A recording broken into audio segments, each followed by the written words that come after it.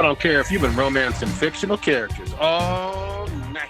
Up, smash that like button. Welcome to Black and the Black Time Defending. I'm your host, Cthulhu's Predator, coming to you live and direct from the Vista. Smoke me out, family with all the nuggets of dank. On my left, oldest ninja in the world, old ninja.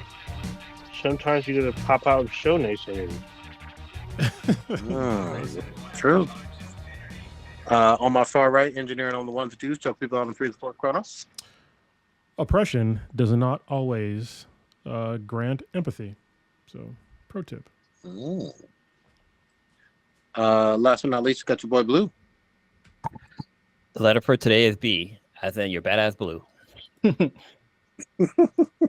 right. Back up in here once more. I see the little YouTube notification. What we starting off statistically with? Statistics is listener of the week. Oh, everything is like fucking weird. SoundCloud like changed their stuff up, so now it's weird to like get the stuff. Get off my lawn. Just saying. Steve, once again, Steve, thank you very much. Zor, he is our listener of the week, and we actually caught up, and I messaged him back in the same lunar cycle. It was awesome. Because last time I've been very late to like respond to him lately, but I made sure. Don't be leaving Steve on red, man. Don't be leaving him on red anymore, man. Not bad. I feel bad, but yeah. So now he's got to respond to me. So yeah. All right, and first in the chat would be I gotta pull up the stuff. Click on the buttons. It would be my daughter. Yes. Awesome. She All said, right. hello there, Obi-Wan. So. What's the Obi-Wan thing going? What's happening here? And Domino, what's going on? Domino? Oh, and Domino too. We're about to get in it. All right. I feel like I need to play Ghost of Tsushima with you guys because you keep bringing it up in the Discord. I keep Discord fucking forgetting. Yep. Yeah. Sorry, we're playing Black Myth. Wait, Black Panther? Black Myth. Wukong. Oh, Black Myth. Black Myth. Yeah. Black Lisp. Dude, I got the African sheen going right now. Ooh, I'm glossy, like a donut over here. Wait, that's gross. What? You greasy mother. No, just shut your mouth. Yeah, I'm not gonna. Yeah, it's hot in the Bay Area. All that Vaseline on your face. Hold on, can we take a minute? Hold on, before we go to like the RPs. I'm sorry. I just gotta remember back in the day. I'm actually putting Vaseline on our bodies. It was literally fucking petroleum. Like we're putting gasoline on our fucking faces. Like that shit that you put to like make napalm. It's like, and that was just told, and it even smelled fucking weird. We all knew when we put it on. It shit fucking smelled weird. It was like literally gas, like a form of gasoline on our bodies for lubrication. Like who the fuck wanted to be ashy? Nobody wanted to be called ashy. No. We gave children pencils with actual real lead in it, knowing lead is toxic. Yeah, and the paints and the gasolines, and I'm pretty sure. I'm pretty sure there was probably lead in old Vaseline too, because there was lead in gas. So but actually, maybe not. Because the lead in gas was to make it the higher octane, but still, probably. I mean, but we've known since the time of the ancient Romans that lead is toxic, maybe even prior to that. Yeah. Good times. It's funny. I was listening to a podcast. This is totally sidetracking, but they were talking about how like when the Europeans came here and were eating tomatoes, they thought tomatoes were poisonous because like they were getting sick and dying, but it turned out they were eating tomatoes on top of lead, like silverware, like plates and stuff like that, and acid in the tomato was leaching out the lead, which was causing them to get poisoning and stuff like that. So I don't know. I just thought that was fucking crazy and funny. So on top of that, so apparently the seeds of tomatoes can fuck up your stomach. So if you have like I forgot, it's like an acid. It gives an acid to your stomach. So if you cannot handle the acid, you'll actually get very sick if you eat the seeds of a tomato. So I just realized I'm fucking dumb. Vaseline is literally just gasoline with a different fucking letter in the front of it, and like, literally, how the fuck did they sell this? This has been around. It's been around since Wait, 1870. you keep saying past tense.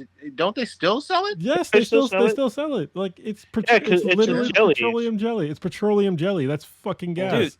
Dude, they actually make it like baby rash cream. It's just fucking petroleum jelly. Bruh. Like it says petroleum jelly on the packaging. FDA approved as an over-the-counter skin protectant, and it remains widely used in cosmetic skincare and loosely referred to as mineral oil. The one that gets me to this fucking day is fucking baby powder was fucking carcinogen and toxic as fuck. Yeah, and back in the day, you couldn't put it on a more sensitive person, like a newborn infant. You know what I mean? And decade after decade after decade after decade, people are putting, baby powder. Don't want to get a diaper rash. Meanwhile, inhale this fucking toxic fucking gas for your infant.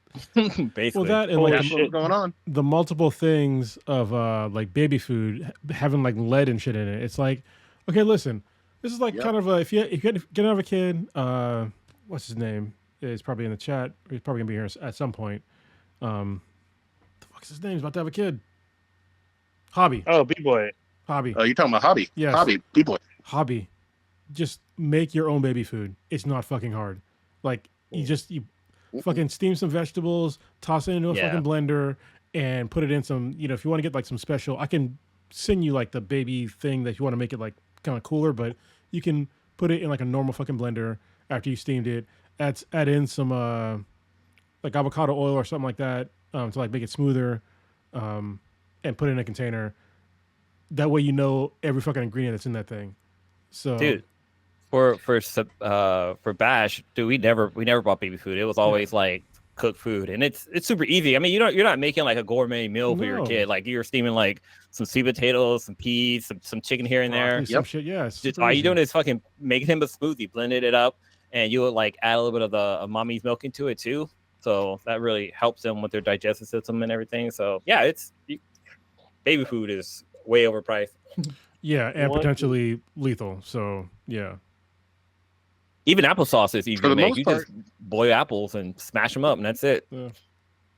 That's really it. And for the most part, also, like if your kids age where they can handle solid food-ish, just give them some of your food that's like, simplistic. You know what I mean? Yeah. Like, cut it up real fine, mash it up a little bit if you need to, but they can handle corn, they can handle sweet potatoes, they can handle broccoli, Shit. Anyway, pieces of chicken sometimes, and they'll let you know if it's too much for them. They'll just gum it up and then they'll be like, spit it out and hand it over. Hand it back to you. Yeah. This is yours. I'll throw it at you again. Anyway. Yeah, I actually got this book called Baby-Led Weaning, and basically it's a bunch of like family-friendly recipes that the kids can enjoy too. And it's like, I don't know, it's probably like 10 recipes in there that's like on rotation in our house. That's really good. And it's like legit, seriously really good. What the fuck? I will say this, it is hilarious. Not that I did this, but it is fucking hilarious when you see a kid try a fucking jalapeno or a pepper for the first time. They're all fucking excited. They take a big ass bite in it. And they're just like, what the fuck did you poison me with? So trying to spit it out fast enough. But some kids don't. So first, I'll say two things. First, some kids don't care. And then second, it's usually like the response from the parents that like will lead them in their later life. Like this is what the common fuck up with what parents do with kids is like they'll give them something spicy and be like, oh, this is spicy. Like don't do that. Just let them figure it out if it's too spicy or not. Like we used to give Riley like lemons and shit, and she would just fucking eat them. Like she didn't care. And like we would give her oranges, and she would. Yep. This fucking kid would eat oranges with the rind still on, and I was just like, oh, I guess extra fiber. So whatever, man. Oh man. Yeah. Bash would eat the whole apple, like everything, the stem, everything. But it's like be careful with the seeds though. Yeah, damn. The seeds you definitely gotta be careful with because they're toxic. Yeah. But usually he would just eat the whole apple. Now he'll get to the core and be like, okay, here you go, I'm done. Like I'm not sure, maybe he see me eating it, not eating the whole core, or I don't know, something triggered in his mind where like I can't eat all this anymore. All right, so the parenting tips from Old Ninja. There you go. Yeah. Now to Dex. Exactly. I mean, we could keep it going. So there was an RIP, but I got a new job, so I've been studying. Oh, so I wasn't on the ball. Where are you working now? what strip club you at now? Wait, what? What strip club you at now? I'm on the row now. So there you go. So the row, for those of you who live in the Bay Area, known as the Santana Row. So now I work over there. So. Oh, nice. Where are you working at? Like what? Just another restaurant? Yeah, it's another spot. So LB Steak? No, not LB Steakhouse. Everything there is high end. Yeah, it's a high end spot, but I'd rather not narrow it down because it's the public place. So that's fine. Yeah, tell us later. More pay. Yeah. I hope. Did you get pay bump? I just barely started. I'm still going through learning everything. So yeah, literally onboarding was like the second day, like all day. So I got more to go through over the weekend, partially, but I'll get to it later. But yes, I just started, so I got sidetracked and I realized that I missed because it was a pretty hefty one. But I'll just add it to next week. I was like super trying to be into these ingredients and shit, but then y'all got me fucked up because now I'm in this petroleum jelly fucking rabbit hole. I'm petroleum slide. No, because I'm looking at there's multiple fucking properties and it's been used for a long fucking time. What is it? 1273 by Marco Polo. He discovered the fucking uses of this shit. He treated maize. I believe maize is like a type of fucking dog. Yeah, it's your hairy motherfuckers. Yeah, well, no, they showed. I'm looking at a human elbow with maize. This looks kind of gnarly, but they use a form of petroleum jelly. I mean, they use it's called Baku oil from camels, and it's fucking crazy. This shit's used. Yeah, this shit's used for skincare, preventing moisture loss. So they use it on dogs. To use on dogs' paws to moisturize their paws. It's fucking jelly though. It uses lubrication. This one's funny. It's just finishing. I bet you a lot of people do use petroleum jelly to finish. A lot of boys do. Yeah.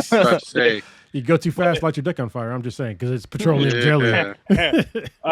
So apparently, it's kind of in order to get it to combust, you need you need a reactant, which is not, and a blasting cap, and you can make an explosive. Apparently, it's kind of how you make napalm, but yeah, yeah. But you need two more ingredients to make it, and you need a certain ratio to make it explode. And you're not going to be able to get it without a type of license, apparently. So there you go. We are not endorsing the making of any type of explosives. We're not. ATF, do not invade our houses, please. No, you're not going to. So I'm not giving what the reactant you need, and there's it's literally two different ingredients, but you're not going to be able to get it over the counter at all.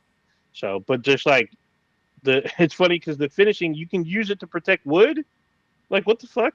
I mean, I guess so. It does protect wood. I'm just saying. That's why you got 80-year-old men with fucking 20-year-old dicks. I'm just saying. Yes, but you can use it. You can also use it on leather. So yeah, I guess that's true. Bicycle seats, boots, motorcycle clothing, and you can shine leather boots with petroleum fucking jelly. What the fuck? Just think about what you just said. All those things you can use it for.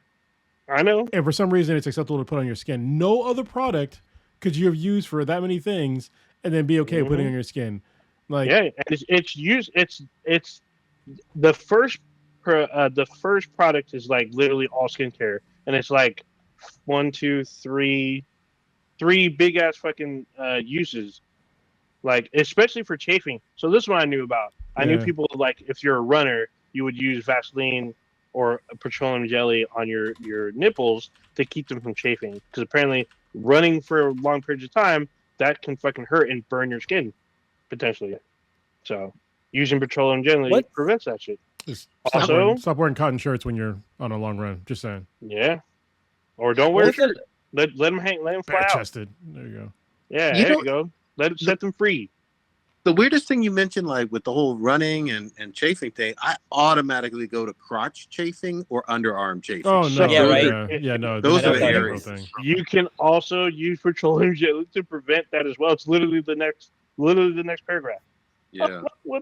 Apparently, wrestlers and footballers use it to prevent chafing on their nuts and with their underarm area. This is the groin area, and yeah. What's the hair gel that you put, or not hair gel, but the hair grease that you use? Murray's? Cream in nature. Yeah, but what is it? What is that? It's that's something. I can't think of what it's called. Is it Pomade? Pomade, yeah. Pomade. So Glow. So Glow. What is pomade made out of? That's like petroleum jelly with like it's a hint thick, of yeah. Oh shit.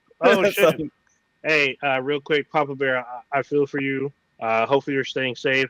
He says his whole family has COVID, so I hope you're all doing good. Hope you're all staying safe. So basically, quarantine. I guess there's a COVID medicine now that can help you get over it faster.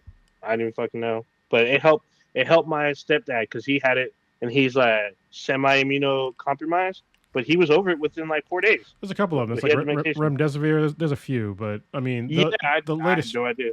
The latest strain is like not as bad for most people. Like I got it, a month or so ago. I got it in December. Yeah. It's still around, y'all. So it ain't going away. Yeah, it ain't going nowhere. Go ahead. So it depends on what brand you get. Some pomades are just petroleum jelly. Yeah, and it tells you some of it has like bear fat and lard, and there's like beeswax and lanolin, not the aloe vera bullshit. Yeah, that's a good joke. Ninja got it. I love that because I've seen that movie 11 times. It's so stupid, but it's so fucking brilliant at the same fucking time. Yeah. And I'm pretty sure it's the final movie that Avery Brooks ever starred in. Like I've never seen him in anything else. What movie are you talking? All right, did you quote? It's called The Big Hit. Yeah. Where it has like a fucking all-star fucking cast. Evil Dave Chappelle's in it.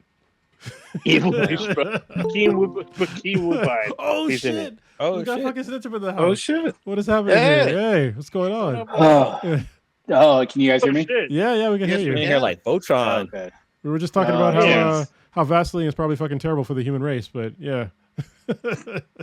And you shouldn't use the Vaseline that still has pubes in it. Never use that. No, never do that. Yeah. That's or bad. flies. If it's in flies or pubes, don't use it. Oh no. Oh god. I don't care how desperate you is. Leave all of that alone. How did we start this way? I don't know. I don't know. We went from baby food to booty jelly, but that's all right. Oh yeah. I was like, how did we transition to this? Multi jelly, but still, it is what it is. God dang. Yeah, it is what it is. There was a whole bunch of gaming fucking news. Can we start with some of that? God damn it. Yeah. What you want? Stitch, you haven't been on here since forever, man. How you been? I'm doing good. Dealing with the being single parent for this week. Lilo's out of town. She's got a court trial in SF that she's dealing with. So instead of commuting back and forth, she stayed in SF for the city. Did she fucking catch a case, bro? Oh damn! No, there's a bunch of legal stuff that has to get handled in like federal court. So instead of commuting from where I live to San Jose, that's a commute, and then to like San Francisco because that's where they're having the federal stuff at. She figured she would just stay there for the week. So I've been bringing Storm back and forth to daycare in school. School, and then like aftercare and stuff like that, which is a trip.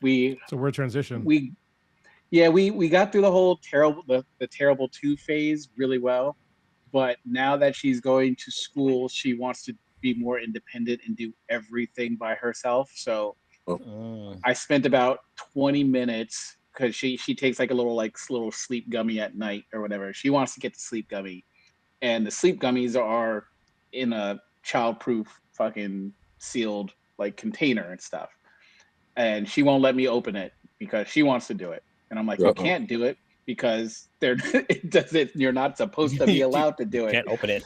Yeah, but she goes in tantrum mode. No, I want to do it. I do it. I'm like, all right, knock yourself out. 20 minutes later, she's still twisting and turning on this thing. And I'm like, my God, this child won't quit. And so I have to like make up some excuse like, oh, you have to use a knife to do it. And knives are dangerous. So then I finally finagled her into that. So yeah, everything she wants to do herself, I have to like plan in order for it. And to include like putting on her shoes, getting everything ready. Because if I try to do anything, she'll start flipping out. No, I do it. I can do it. I'm like, okay, you do it. 4 turning 13. Yeah. Yeah, it's a phase. How is she 3? No, 4. more than 3. Yeah, I was gonna say. Yeah. I'll be able to 3. Yeah, the. You know, with those. Go ahead. With the safety, the childproof tops, you actually can peel the top. Like it's 2 layers lay on top of each other. You can pop the top layer off, and that's the safety feature. And then the other part, she should be able to turn. I mean, if you were to do that, but you know, I don't want your kid getting into a bunch of sleepy push. You got to push down with a good bit of force, and then push while twist. Which she hasn't figured out. She just twist. Those are the kinds you can pop off the cover of the twisting part, and it will just be like the adult safety one or something. I don't know. They don't make that, for the kids things, for most kids stuff, yeah. What we did is we just had one of those pill day things where they can open up, so it just made it super easy. We just put the gummies in there, and then she would get them every day. So yeah, that's what we might do, because it's just one. I mean, she knows to take one, but it's just now she just wants to be the one that opens it and gets it for herself and just be independent and do whatever. Yeah. Look, them Flintstone vitamins are good, man. I'll be popping them all the time, man. You still popping them? A million strong and growing, right? Yeah. It's you can pop a few of those and then go out and sidewalk chalk with the fucking Flintstones vitamins and shit. You know, it's great. Mm-hmm. Telling you, man, that shit is great. Speaking of stuff we used to take as kids, stuff that was dangerous. I think. All good. It's probably full of lead. I'm just saying, and Vaseline. Yeah. Ooh. not the puby Vaseline. Oh god. It was Flintstone. It was literally Fred Flintstone's pubes in the. That's fucking terrible. You know what's crazy? Because I think there's for the FDA there's a threshold of how much rat poop can be in something, and I'm pretty sure the Flintstone vitamins had a little bit of rat droppings in them. Yeah, so if it was from a factory, I can guarantee you it had rat poop in it. Everything, chocolate, juice, also, anything that's been in a factory. Insects too. Yeah. Yeah, exactly. So that's just kind of how it goes. Really nasty shit. Anyway. So you're all right to eat. If you're a piece of shit, then you're a piece of shit. Oh my god. Man. But yeah, it's great to have you back on here, Stitch. Old Ninja, what's going on with you? And I know we went back and forth with this Outlaws game. Are you still praising it? You liking it? What's going on? Oh, I don't have it yet. I'm getting it this weekend, I'm probably gonna end up getting it Monday. But I know B-Boy's been playing it. He's really liking it, but I'm gonna get it this weekend. I hadn't had a chance. I had a lot of stuff going on. Still got stuff going on, but I'm probably gonna get it at the end of the weekend and play Monday, maybe Sunday. All right, so you're still hyped. Oh yeah, well I'm interested in getting. I get almost every fucking Star Wars game, and this looks fun to me. So I've seen the rhetoric. It's funny because online they take one fucking picture. It's the only one that they take from the game, and they just have hundreds of fucking shit posting off of one fucking picture. And then I'm pretty sure the picture's modified too, but it's just crazy to me that people are running it. But I don't know any of the numbers. I just plan on getting it. A lot of people I know that do have it are saying it's fun.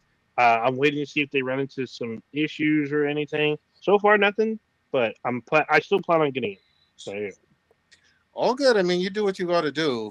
The overall critic consensus is not glowing. I mean, it's kind of middle of the road. Yeah, it's kind of middle of the road. It's an okay game. It's not apparently it's not a game changer, which is fine. As long as the game is fun, does that really matter? I mean, the first Ascendant, that's not a fucking masterpiece, but that game is fun as hell. Well, hold on, though. I mean, we've got to put things in different categories. If something is a free game, that's a whole different thing from a $70 game, $65 game, whatever the fuck. Those are two very different categories. And they're also two very different types of games. I mean, Outlaws is an open world single player game, whereas First Ascendant is a 4-player co-op game. There's no PvP yet that I know. What are people saying that's wrong with the game? Because I understand what Prodigy's saying about, I guess, people complaining about it, but then also, I mean, yeah, there is a difference between a free game and $70 game, but I mean, you can overlook some stuff if it's a free to play game or if it's like $20 or something. Like I can overlook some server issues or something. But if I'm paying $70 for something, I expect it to work. So what is it that people are saying? Yeah, what are people saying that's wrong with it? Yeah, there's bugs. I mean, the game has bugs in it. So, like cyberpunk type. Not cyberpunk level. No, nowhere near that level. But there's some bugs where you'll randomly teleport to places if you're on your like speeder bike thing. There's like some I think it's like NPCs be moving and shit. Yeah. It's like shit that can be fixed, but it's not game stopping. No. Well, I mean, if you're teleporting places, I think you can fall to the floor too. So it's sort of, but you're not gonna lose like a save or anything like that. Like, Yeah.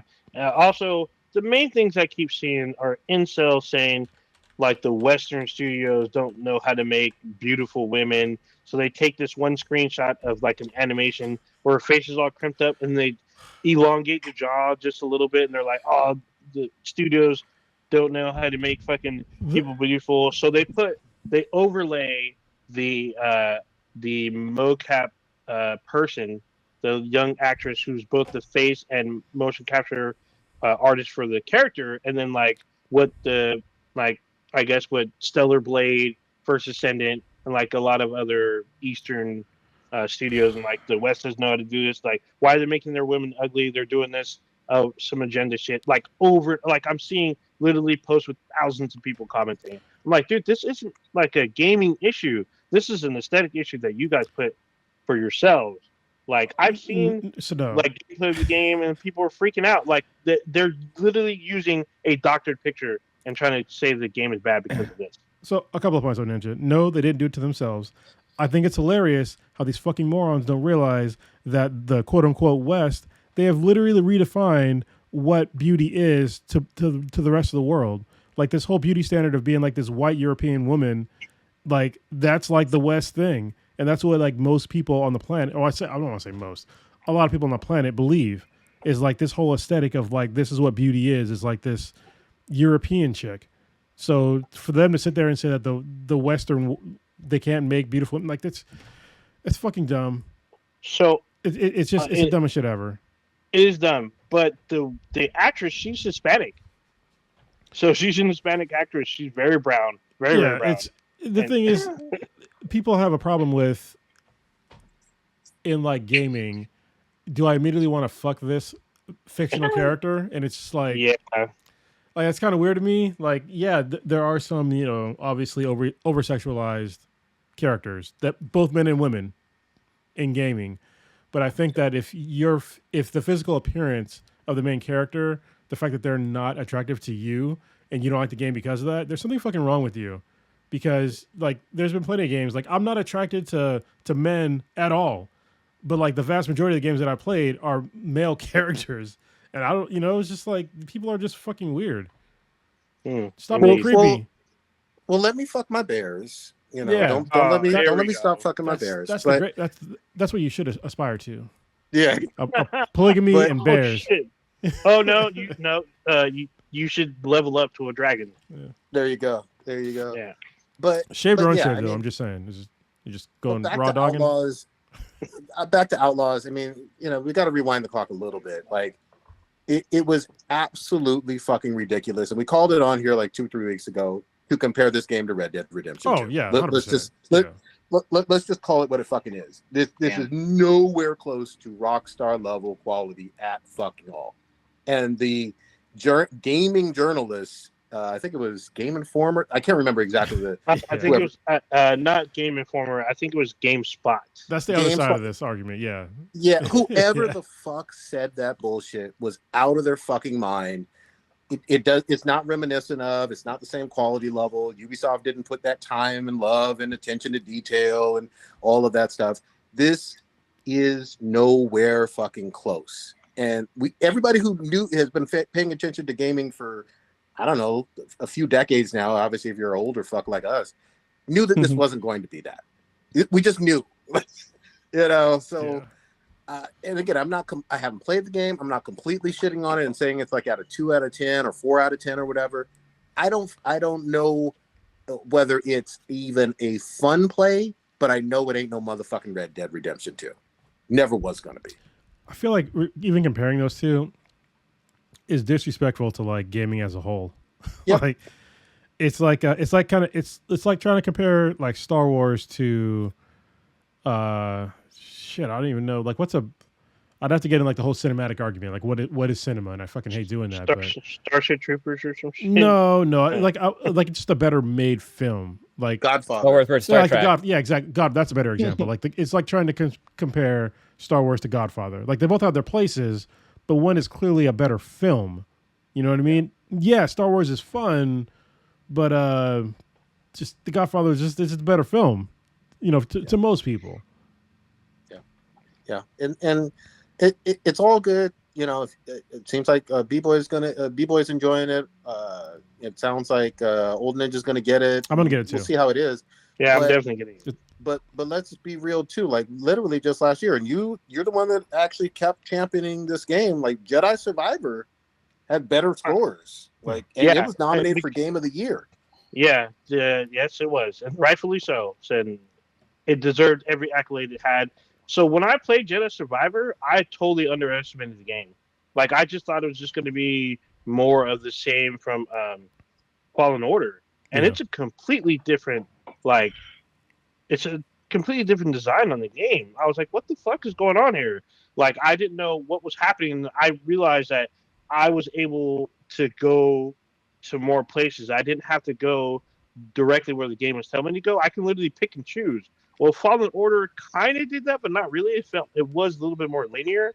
But Survivor, I could do whatever. I can literally go on to some weird adventure on the side mission, and like end up coming back with like really good loot, and then go on like this really long, hour-long fucking story mission for one mission, you know, and be like fucking exhausted at the end. So holy shit, I had to like figure out shit because if you die, you end up going all the way back to your last save and you lose like XP and shit. So I was like, what the fuck? You gotta like really plan your shit. But look at how it's like over a year later, you're still praising that game because it's a really great game. You know what I mean? Like we know the fucking difference. I don't know why we have to pretend of like, oh, you can like something that's fun for a little while, but if it's not great, you're not going to be talking about it a year later. You know what I mean? Usually not. Like, yeah, usually not because there are certain games that are like not the best, but because you had so much fun with them, you're going to be talking about it because your squad was on it. Like Blur, for instance, I talked about the game. I've talked about it probably 5 times on the podcast. It's not the greatest racing game, Blur is fucking fun. Yeah, they need to bring it back. Yeah, it's basically like it was fun. It's like Mario Kart with real cars. Yes, it was exactly that, and you could play 20 people online in the fucking race. It was fucking amazing. And this is like 10 years ago, so like when like 20 people online was like, holy shit. For racing. Yeah, exactly. Exactly. And so the thing is, it's not the best racing game. You can't you can kind of modify your cars, but it's like quote unquote internal. You can't like add colors and decals. You just race. And it's not that particularly great, but it's fucking fun as fuck. It's hella fun. So I tell you what is not looking like it's fun and is looking like a fucking disaster and getting bombed and nobody's fucking playing it is this goddamn Concord game. You know what's funny is that I actually didn't see this coming because I played the beta and it's not that bad. Actually, hold on, let me rephrase that because that makes it sound like it is bad. It's a decent game. Ain't nobody playing. I don't know nobody's playing it, but I think there's a couple of things. One is that I didn't know that the game was going to cost $40, I guess. I thought it was going to be free. Oh, shit. Which is, there's some issues there, all right, because it is a fun game, but even paying like $40 for it, and the game, from what I've seen from the preview, the review, there's not a lot of like content there. There's like 12 maps, like 3 modes, like there's not a lot, and there's not a lot of story there either. So it's very hard, especially when you have Overwatch. Overwatch 2 is fucking free, and what was the other game? First Descendant is fucking free. Like League of Apex. Yeah, Apex is free. Let's go to like another. Valorant's another. It was a huge PC game, and that's also free for consoles now. Yeah, but this is like, I mean, it's a hero shooter. I guess Valorant sort of is too. I don't know. Anyway, I'm very curious to see if Marvel Rivals is going to be free. So, I thought they said it was. So it was free to play. if it is free to play, then that's like genius move because the game is it's a decent game. It's a good game. When I played it. But anyway, back to Concord. Like the variations of characters is actually really good. So like no two characters play the same like at all. They all have different weapons. They have multiple different kinds of weapons. They all have like their own roles, and it's fun. Like all the characters seem they're fun and like well thought out, and they have variants and all this shit. And they have like they have a mode where basically you play like rounds, and in the rounds you can only play one character at a time. So when you play one, and the next round you can't play as a character again. You have to play as somebody else. I thought that was really cool. And there's like fun elements to it, but like I said, there's only like 12 maps and like very few modes. So and just I mean not a lot of story. Abysmal numbers in terms of like the concurrent people on there trying to give it a try. Like even for some of the beta stuff I've seen, look, if you look up right now, just Google like Concord as a failure. It's you'll see all the reasons that it's not looking good. Like I said, it was surprising. Like I hope that that's the thing is I can't even say give it a fucking try because it's $40 fucking. Yeah, like everything that I've said would not say, hey, spend money on this game. So it's hard. But for me, it was fun when it was free on the beta. Yeah. So Marvel Rivals is free to play. Okay, it is gonna be okay. That one yesterday. They're gonna get so many people playing it. Yeah, not yesterday, but over the weekend because we haven't really talked about it yet. Gamescom happened, and at Gamescom they showed the trailer for Winter Soldier and Captain America. Yeah. They also announced the release date December 6th of this year because it's supposed to. Everyone's saying it's coming out next year. And they shocked everybody by saying it's the first week of December, and day one. All of the heroes and villains will be unlocked. Day one. They learned from Overwatch 2 because when Overwatch 2 was like, oh, you gotta like unlock Zenyatta, I was like, no, thank you. Get the fuck. I don't care if it is free. Yeah. Fuck you. Well, and this is even another example of like Rainbow Six. Obviously, it's an older game from 2015, but that's free. You know what I mean? There's still tens of thousands of players and tournaments and all that or whatever. So it's a great model, and there's a lot of fucking competition in team-based shooters. Just a fucking ton. If you don't hit the ground running with a huge player base at launch and all of that, you could be dead in the fucking water, man. And could be like with Concord. I'm telling you. Yeah. Yeah. I think that I guess the gaming industry right now is they're kind of like at a crossroads on like what they can and cannot monetize. And let me just give a pro tip from a guy that's been playing games for fucking pretty much his whole life. If you want to have microtransactions in an online live service game, just make it fucking free. Yeah. Make it free. Because you know what? There's going to be some kids, and when I say kids, I mean their fucking parents, that are going to pay a bunch of money for like random skins and bullshit like that. But as long as like your core game is good and free, like you're still going to get that money on the back end. And you've seen this, but you have to like actually give a shit about your community. And if you don't, then you're going to flop. And I think Concord, they're probably not even going to get a chance to like show what their actual vision was, because they have so little content from launch. I feel like they could have pushed this back a fucking year. Yeah. And like made like a coherent storyline, made different modes, shit like that. It's a shame because it comes from like, what was the studio that made this? Ooh, it's under Sony. Mm-hmm. I can't remember the it's a big one. Yeah. But yeah, it's a shame. Anyway, Stitch, what did you think? Did you play any of these games? No, I've been sort of slacking after I sort of died down on Helldivers for a bit, which is my personal game of the year because I fucking love that. Then I played my good old NCAA. Finally came back after 9 years. Yeah. So that was something I was sort of going back in nostalgia lane doing. But I haven't. I've been slacking a little bit because I did see a GamesCon happen, but I didn't get a chance to watch any of the footage on what was dropped or what they were teasing with any of that. Did they ever release any like actual Spider-Man 2 DLC content, or was it all just suits and shit? They unlocked was it new plus mode or new game plus? Yeah. New game plus, which I didn't get a chance to go back and do, but I told myself I was going to. I actually I want to, because I really enjoyed playing through that whole entire story, and I wanted to do it again on the higher level of difficulty with everything unlocked. And they unlocked maybe 4 to 8 suits. None of them really stood out to me from what I remembered, but I think that's pretty much all that they've sort of. I don't even think they've teased anything else coming down the pipe with that. Well, they added in some other stuff. Well, there's supposed to be a DLC maybe with Carnage.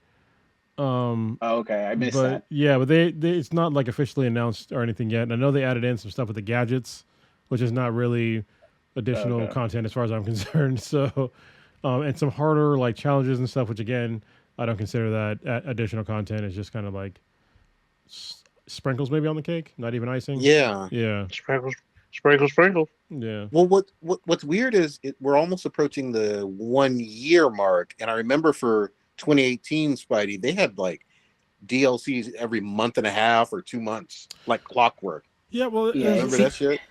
Yeah, a couple of points. One is that they had a huge data breach, earlier this year or last year, and I know they've been working heavily on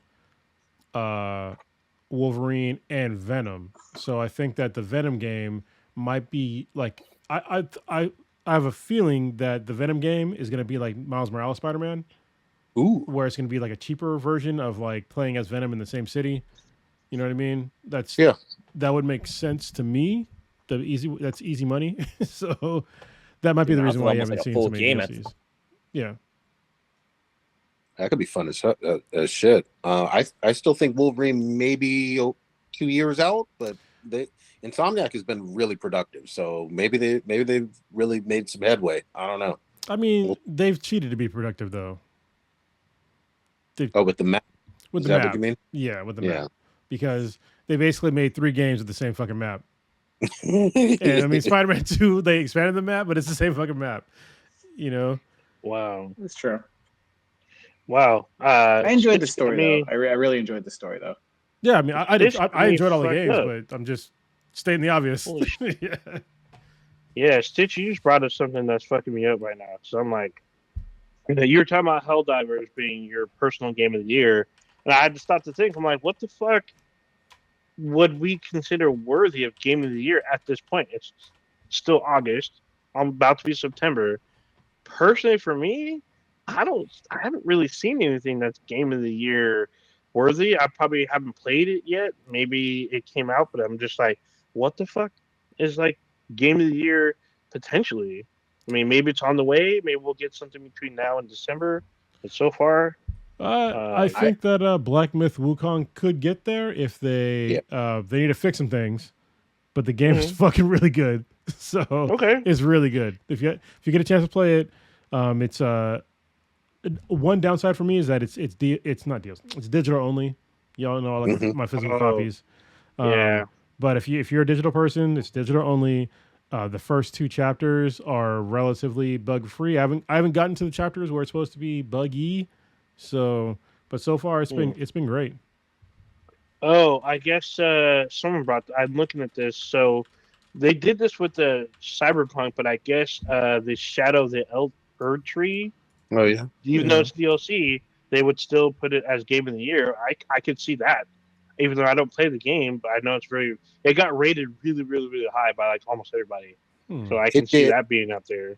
It did, and even though I loved Elden Ring, I don't like the aspect of putting DLC content, even if it's really big DLC, because it's not standalone DLC. I don't like that being a contender for Game of the Year. Okay. I think it kind of deserves its own category. But yeah, if it's add-on content to the base game, which that is, I don't like that. It's just like with Cyberpunk 2077. Yeah, Phantom Liberty or something like that. Phantom Liberty. Yeah. Supposedly that's really great DLC, but since it's add-on to the base game, I don't consider it a new game category. Yeah. So I've heard. Wait, Prodigy, have you played the DLC for? No. I haven't, man. I've been really busy fucking bears and goblins, so you know. So I've been hearing that I've been hearing that this DLC is almost as big, if not bigger, than the base game. It's almost as big, allegedly. Yeah, still. I'm actually going through Metacritic right now for like the top games of the year, and this is kind of slim pickings. Final Fantasy VII, Rebirth is probably one of the contenders right now. Tekken 8, which is amazing because I'm a Tekken guy, so. But yeah, a lot of these are just like kind of no-name-ish games or DLCs or. What about Stellar Blade? That got good reviews, right? That is not on. It's not even in the fucking top 24. Wow, I thought that got good reviews. Okay. Yeah. They don't like the hentai booty, I guess. Yeah, that's kind of crazy. I think it's. Yeah, who the fuck else? Oh, there was a Yakuza game that came out like not too long ago. I've never played any of those, but neither. The fans go hard for those titles. So I'm going to say something kind of controversial, but the Yakuza games are a little bit too Japanese for me. Ooh, yeah, no. I mean, none of them have, even though some of them have gotten some really good reviews, none of them have kind of crossed over here in this country as much as one would expect. You know what I mean? Yeah, it was like what was that game on the Dreamcast? That was Shenmue. So that's what I realized. I like my Japanese games a certain kind of way, and it wasn't like that. So I was just like, this is fucking boring slice of life bullshit. Like I'm not into this. I don't need to go and like buy fucking shit from a vending machine, like a Coke or something. Just like I don't want to do this. There was this weird subplot in one of the Yakuza games that was free that I did play, where you were looking for someone who was a secret Korean in Japan, and I was just like, "What the fuck is going on with this game?" Is that like how racist are you? That's like the name of the mission. I'm like, this is very Japanese, not in a good way. That's crazy. So there are games still coming. So we'll see about Assassin's Creed Shadow. I don't think it'll be Game of the Year worthy. I'm pretty sure it'll be fun. They'll probably get mid of the road. Even if apparently I haven't played any of the Assassin's Creeds. There's been some really high rated ones. Obviously, Black Flag, like we talked about. This could be up there. It may not. It could be mid of the road. Dragon Age: The Veilguard. That's another highly anticipated one. That'll be out this year. I did not play any of the Hades. I know there's like a huge fan base for Hades, but Part 2 came out this year. No, it did not come out. It hasn't been out? Nope, it's not out. It's in early access. The full game is not out. Okay. Yes, I've put in like 120 hours in this game, but the game's not out yet. Okay. Yeah, so it is out this year, correct? No, it's going to come out sometime next year. Well, shit. Now, see, this is another like weird pet peeve, though. You could be in early access for a fucking year plus sometimes. And it's like, when do we count your official launch date if you've been in early access since 2019? Yeah, these motherfuckers be cheating. Like, you know what I mean? I'm saying. Like, I never released. Because remember, Fortnite was in early access or whatever for like 8 years and bringing in billions. Fortnite I keep saying on the podcast, these motherfuckers are pretty much genius. The original Fortnite was not a multiplayer game. It was a game where it was a single player game, and it was a thing where you had to basically build your fort because at night zombies came. It was a fucking zombie game. And like nobody, and I was trying to remember, you guys probably remember this, like a long time ago, I was trying to find a physical copy because I wanted to play that game. Yeah. But I couldn't find it because the game flopped. And so all those building mechanics that you see in the game, that wasn't actually for that was like, it was like a zombie, it was like a Frankenstein bullshit into like the multiplayer part of it. Because it was for literally building buildings to protect yourself at night when the zombies came. And you put it in that battle royale. Because remember, PUBG, they stole their fucking lunch. That was a free game that was... it sounds weird now saying it in 2024, but at the time, PUBG was a fucking phenomenon. Mm-hmm. And don't nobody even remember PUBG now. Yeah, now Fortnite has so many fucking like sponsorships. It's crazy. They got fucking Lego sponsorship. I'm like, what? Yeah. Like, Lego makes their own goddamn games. Like, how the fuck did you? They got anime characters and shit. I'm like, bro. They got fucking. Yeah. Isn't there like a pop vinyl one coming out soon, or is that? there's another game. It's not a movie. A Pop Vinyl game that's coming out. Oh, okay, yeah. Because Pop Vinyl's got like fucking Homelander and shit in it too now. Or not Homelander. The Dolomite. Dolomite. Invincible characters. Oh, okay. Yeah. Oh, yeah. What are the species called? They call like Dolomite or something like that. Viltrumites? Dolomite. Dolomite, that's what it is. Dolomite is a fucking pimp. That is a pimp. Like, I mean, well, fucking Omni-Man hand is strong. He be fucking aliens. Oh but look at the influence though too. I mean, obviously we all know the battle royale with Fortnite having Bugs Bunny and Batman and all that shit, but it fucking made War Zones and goddamn Call of Duty put Nicki Minaj and Snoop and characters from the Boys and that shit too. Like they didn't have all of that prior. Like, you know what I mean? Nope. Yeah. They have fucking concerts and shit up in there. Yeah. I was just about to say they got fucking concerts in fucking Fortnite.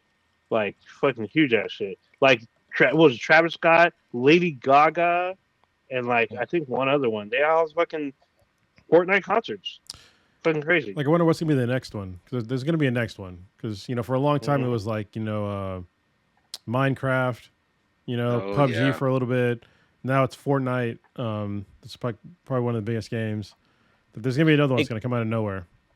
Hey, Cronus, speaking of Minecraft, did you listen to the latest episode of Stuff You Should Know? They kind of go into details on Minecraft, and it actually makes me want to play the game. Yeah, it's pretty interesting how it fucking works. I've been reading the most disturbing book I've read in my entire life over the past couple of days. So, yeah, it's called Nuclear War by I forget the lady's name, but look up a nuclear war, a scenario. And sorry, this is like a fucking left turn or right turn. It's a dark turn. We're going down an alley right now. If you want to fucking eject right now, just eject. All right, so. I'm gonna dip. Sorry, I'm gonna dip, but go ahead, keep going. All right. Are you out? Peace. Yeah, I gotta go. Peace. So you lying? Your bear's calling you, huh? I mean, bears need fucking. Hey, make sure you have that Vaseline ready. So I think Prodigy. I think he's gay. That's what he's saying, right? He's talking about bears need fucking. Like, he's coming out. He's probably a couple of the alphabets. So anyway, with the letter people. This book it's by Annie Jacobson. Yes, by Annie Jacobson. Yeah. It is very disturbing. It's basically this woman breaks down in horrific detail what would happen if we had a nuclear war on this planet. Basically, we would all be fucked. And when I say we'd all be fucked, I mean within like an hour. Like everyone on the planet would be fucked within an hour. I'm just like, I was about to say, isn't that the plan? Like, it would be total wipe out. Like, even if somehow you survived in the bunker, everything would be like, you would die of like radiation, like within maybe a couple months. Maybe if you're lucky a year. Yeah, it's like it'd be pretty shitty. So yeah, that's if we had nuclear war. Just if you pray to a god. Just pray that you're in the initial direct blast zone and you're instantly fucking carbonized. If you're not within that fucking initial blast zone, you're going to be in pain and suffering for the rest of your life, which hopefully will be short, but it could be longer than you think. So, yeah, it could be. Yeah, very much so. They'll probably, if you manage to survive in some kind of deep bunker, and you get radiation poisoning, you're like, there'll be no children born for like generations, probably. Well, it'd be like a generation, right? Because then it'd just be done. Oh yeah, because that'd be it. Yeah. So like, there has been one well-documented. There's been one well-documented U.S. like, I guess, documentation of radiation poisoning because somebody was working on nuclear bombs and he dropped an isotope on the ground and it cracked open and like they had to meticulously document like what happened to like him and everybody around him, like with like drawings and like other shit. And so yeah, that guy was fucked. Like it didn't explode, like it broke. There was a flash of light and he seemed okay, so they took him immediately to the hospital and that's when things just went downhill. And this dude basically suffered for 9 days. And when I say suffered, basically, he broke down on a fucking molecular level while still being alive. And they got a chance to, like, go in and, like, autopsy him after he eventually fucking died. And basically, this is how bad it is. Inside of this dude's body, basically all of his organs became like one thing. So yeah, just imagine like how much shit has to get rearranged inside your body for like all your organs to become one thing. And so yeah, the guy was fucked. Like, yeah, that reminds me of that HBO show Chernobyl and shit. Yeah. And I was just, I remember what that was. I was like, yo, this is so bad. I was like, I felt like sick for the people. Like, I mean, there was a whole slew of issues and problems and shit. But those first people that sort of got forced to go into the fucking reactor and shit to see what the fuck was going on and shit. Oh, and, yeah, they just turned to fucking. It's like their body turned to like oatmeal and shit. They liquefied pretty much. Yeah, there's a lot of shit. Man, it's all bad. It's pain. So it's weird because, like, you know, I have some knowledge of nuclear warfare because I was in the Marine Corps. And, like, actually, my first job when I was in the Marine Corps, I worked in a thing called the ANTSC 120 van. And the thing that was special about this van is that it was EMP proof, quote unquote. It could withstand an EMP. And I could shoot, like, a signal using an HF band around the ionosphere. So I could, like, basically shoot a signal around the world to communicate. So I know some stuff about, like, nuclear warfare. But what I didn't know when people talk about like nuclear deterrence, like what do you guys think about when you think about nuclear deterrence? What do you think? Something that would like shoot down or neutralize a nuclear bomb in the air before it had the chance to land. That sounds rational. What about the rest of you guys? I don't know. I mean, I guess it's either on a cellular level, like someone gives you some kind of fucking a nuclear deterrent. Yeah. Don't even let that bitch get in the air. Well, if you take it down while it's in the air, that's the worst thing you can do. Yeah, no. So actually, both, Blue and Stitch are both partially right. Blue is more right than Stitch, but yes, the actual deterrence that we have in the United States and like most countries is like don't let them launch. But that also how you don't let them launch is nuke them. So that's the problem. But to Blue's point, I thought that nuclear deterrence meant that we could just knock them out of the air, right? Like it's like, oh shit, there we go, we're back. I thought that we had some system to like knock shit out of the air, and we do. Do you know how many we have? Oh, it's one, isn't it? No, 3. No, it's 44. Do you know how many nuclear fucking warheads there are on the planet? So I heard there's a lot. I heard there's several hundred. It's several thousand. It's like 12,000. Oh shit! It's been it's reduced because it used to be like 70,000. You know. And didn't Superman help throw some into the sun? Yeah, but he doesn't exist. So you know, there's that. Yeah. So, and the actual thing that we have to actually possibly stop a nuke that's an ICBM only. Okay, ICBM only, but intercontinental ballistic missile that like shoots up into the atmosphere, comes back down, nukes us.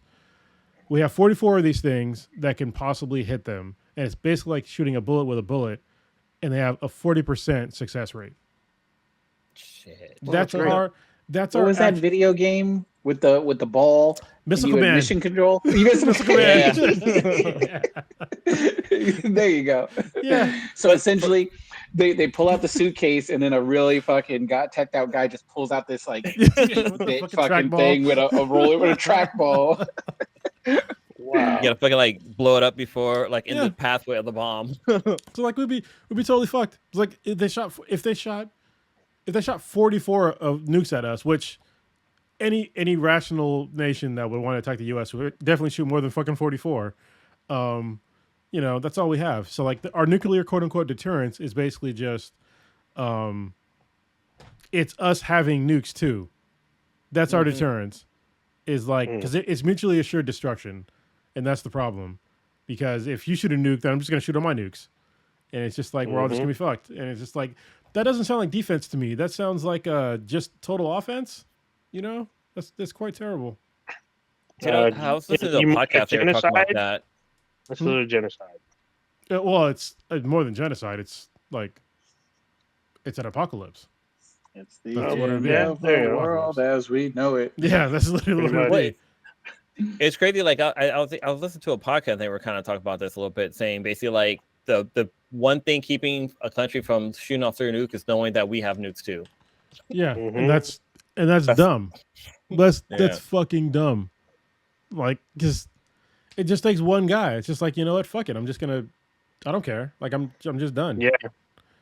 All right. I think there was wasn't there?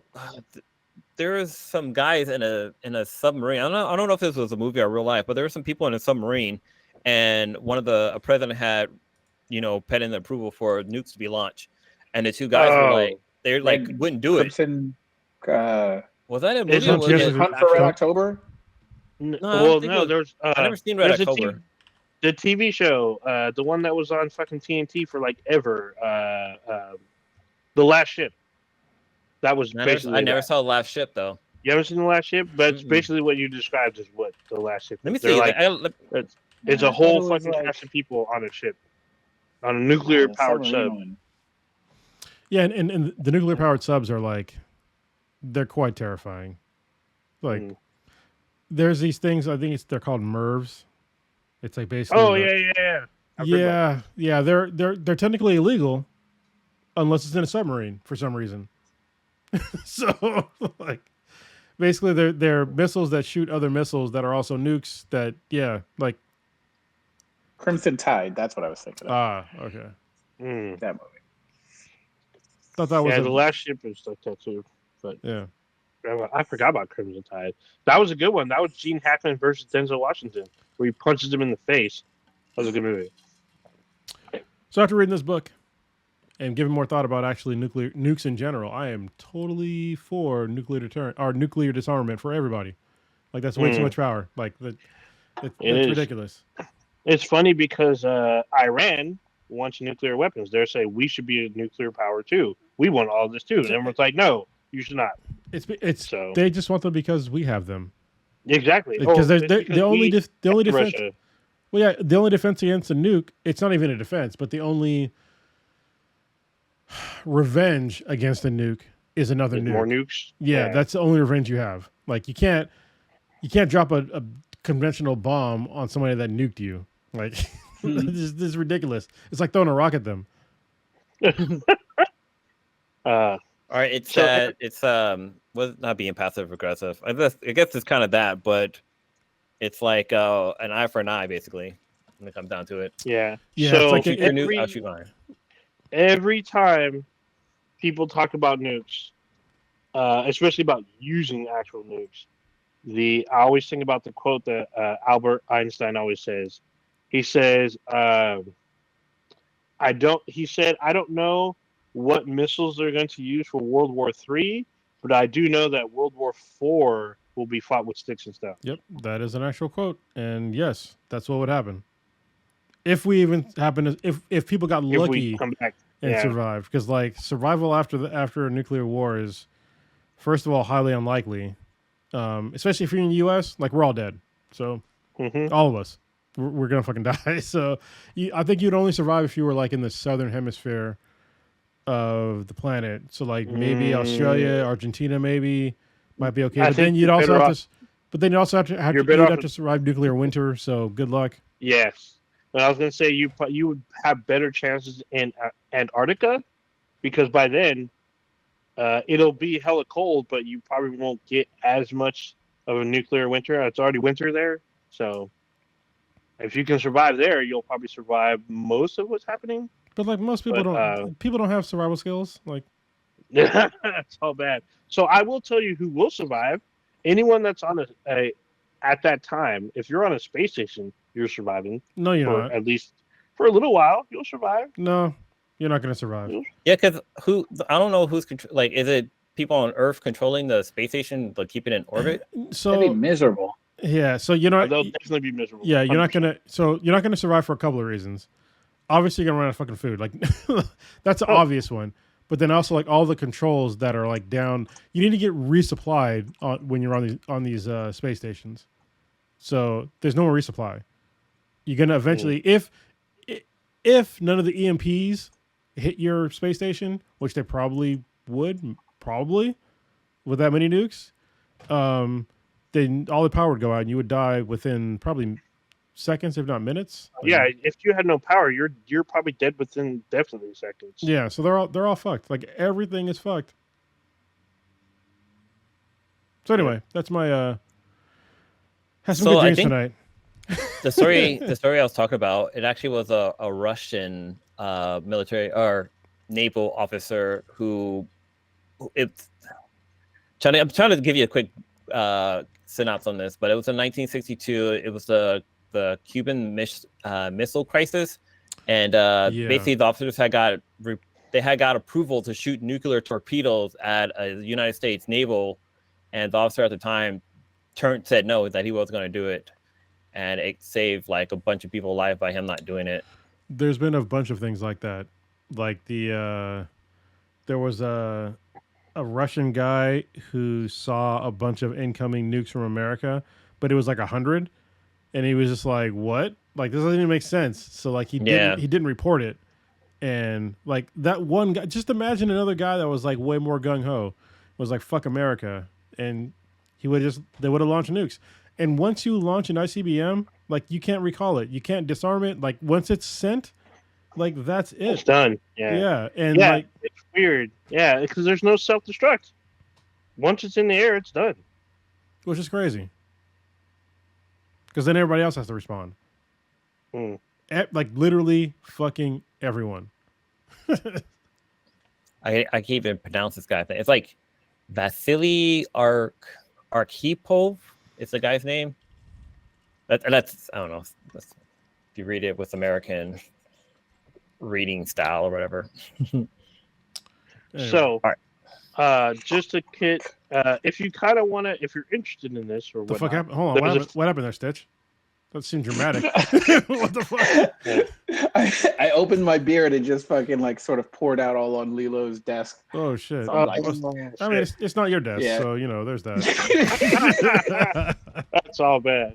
If anybody's ever seen, I think B-Boy and I think we're both watching this, but if you're watching, it's on Netflix now. It is called The 100. It's based off a series of books. And it's basically about a colony of humans that were launched. Hella old? It's not hella old. It's only like 4 or 5 years old. I mean, there were 7 seasons. It's 7 seasons, but it was on CW, right? Yeah, it was on CW. But it's about basically where this show came out in 2014. It's 10 years old.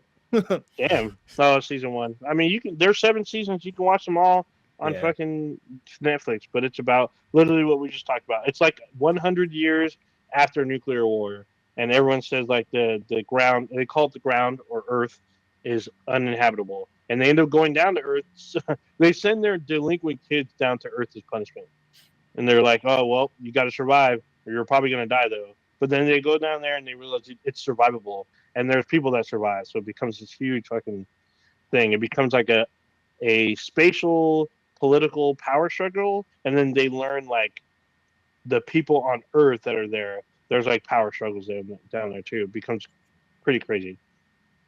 But it's an interesting show. It's not the best show, but it's definitely entertaining. If you want entertainment and you don't want to like too much, it's definitely a show to watch. Well, it's got a 93 on Rotten Tomato, which is kind of decent for a show. Yeah, I mean, it's a fun show, but it's not super cerebral or anything. It's not like three Body Problem, even though that was only 1 season. This is 7 seasons, so it's definitely a good watch. It's interesting to see how they dealt with it. It's based off a book series, so I didn't know it was a book series, so all the fans were watching it, but it lasted seasons, and I was invested, so.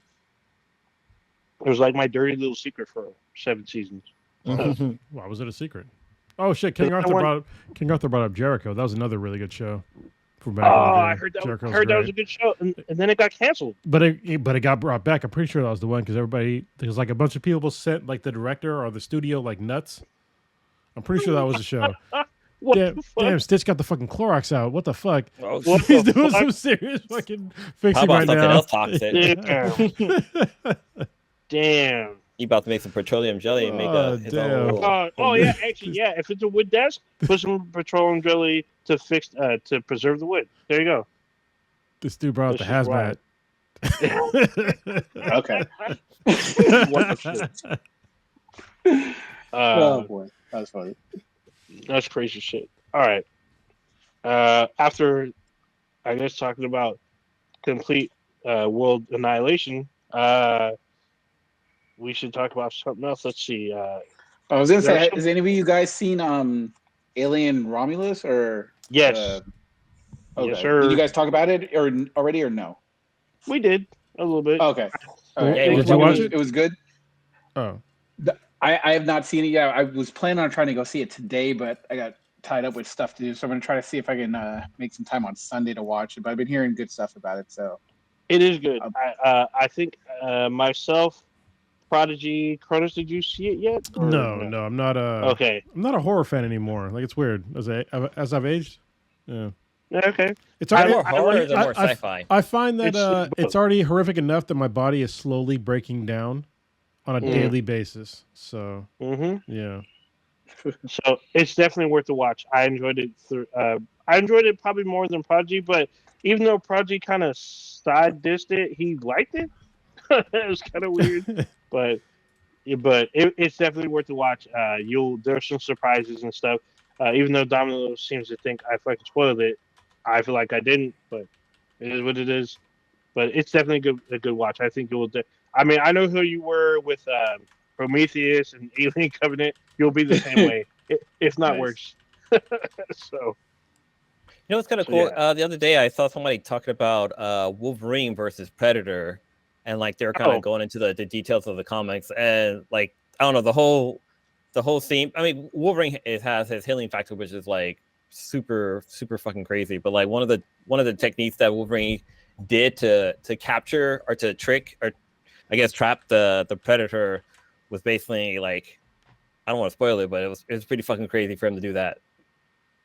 Like, and I mean, obviously Wolverine was gonna win because I mean his fucking healing factor. Like, how the Predator could compete with that? Unless I guess if he knew how to stop his healing factor, but you know, I mean, just the images alone in the comic book strip, the pages from the comic book look pretty fucking dope. I mean, how to beat Wolverine? Vat of acid, and just leave him in there. Like, yeah, you could live, keep regenerating, but I mean, you're a fucking vat of acid, so good luck. You just keep burning. Yeah. Yeah. That's all bad. Yeah, I've been seeing that. I mean, it's funny if you look over time since like the 90s. There's been like, was it Batman versus Aliens, Superman versus Aliens, now Wolverine versus Predator. Also, there was Batman versus Predator. There was a couple other ones. They're like, obviously because Disney now owns Marvel. And also 20th Century Studios, they can do shit like this in the comics. So it's all kind of crazy. I mean, honestly, you know, putting this shit out. Alien and Xenomorphs and Predators, they're cool designs. I think that's the main thing that most people don't. Well, I don't want to say they don't recognize, but they're just dope designs. Like you got like this one fucking crazy looking, like black fucking sleek ass thing that has acid for blood and two fucking mouths that just fucking shit up, literally face fucking people to get them pregnant, and they make like more aliens, and then you got this crazy like tall fucking yoked ass thing with like tech and like shit that can just cut through anything. Yeah, and dreads. Yeah, and dreads. You know, and a horrible vagina mouth, but you know. Oh my god! The designs of those two sci-fi characters or like species or whatever, they're so fucking iconic, and because H.R. Geiger was just this incredibly horny fucking dude that just created like crazy shit, and then I don't know who the fuck created Predator, but it was a great design. Yeah, they're definitely icons of that decade. I mean, they're still going now because everyone still knows. They put the Predator in like a bunch of games. Like there's what was it? Predator Hunting Grounds. The most recent game was on the PlayStation. I think it's both everywhere now. It wasn't that good though. Yeah, I heard it wasn't good, but I heard it was fun. I heard it wasn't good, but it's fun. Also, Alien Fireteam. That's the most recent one. Apparently, that wasn't that good, but a lot of people said they had fun. Yeah. So AVP was still my favorite like Alien Predator game. Oh, 100%. It was so fucking fun. Well, I haven't played Alien Isolation, and apparently that's one of the best Alien games ever made. So I started playing the original Aliens game on like the PlayStation. It's a PlayStation 1 or 2. 1. Oh, yeah, I remember that one very vividly, but I was like, I don't want to play this no more. Some games are fucking. Some games are like really scary. So I was like, I don't got this in me. Yeah. Even like at like that res, like. I spent the whole game backpedaling. Well, what was weird about like gaming back in like the early 2000s is when they first started getting like the atmospheric sounding in games. And like the super darks, because we had CRT, monitors back then. They did darks pretty good back then. And like I remember playing like I think it was Doom 3.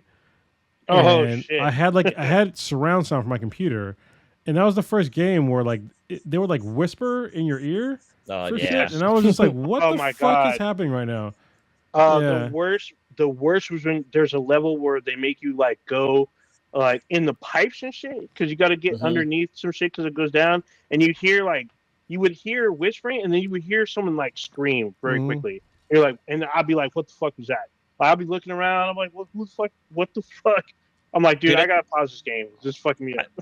I think it was Doom 3 that like the first like level. There's like a scene where like I don't know if it was Doom or maybe another game, but like you go into like this facility, and like you can tell like some shit's going down.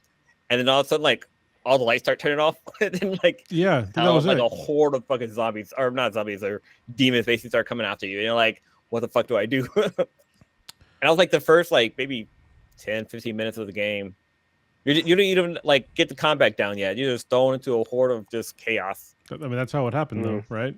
Yeah, pretty much. It's so fucking random.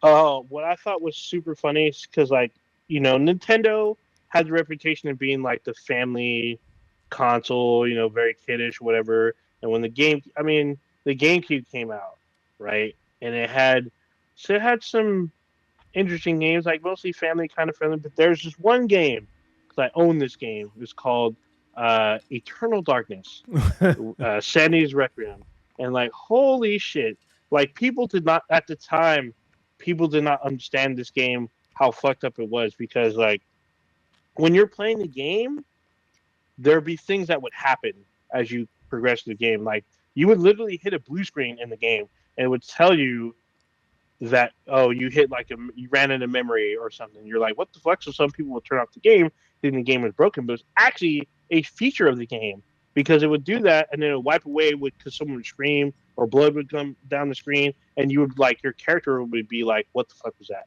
I was like, what the fuck? What just fucking happened? And, like, they would do shit, like, just, like, random shit would jump out at you out of nowhere. You would think you were, like, going outside, and just some demon would come at you. It would fuck with you while playing the game. A lot of people thought the game was broken, but they added these features that was super advanced for this game. And, like, nobody really played it, because it was just, like, some people said it was too fucking creepy. That was, like, remember, like, the first Metal Gear Solid game? Did y'all ever play the first Metal Gear Solid game?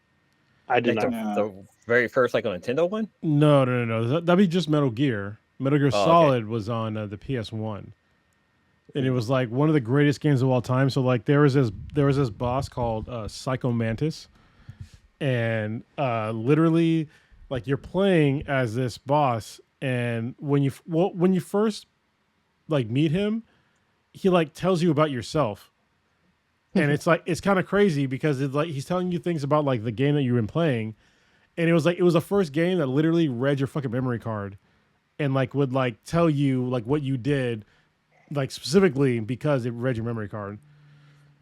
And then you're trying to beat this fucking guy, and like everything that you do, you can't hit the guy, and it ends up being that you have to like literally take the controller from the first player port to the second player port to possibly beat him.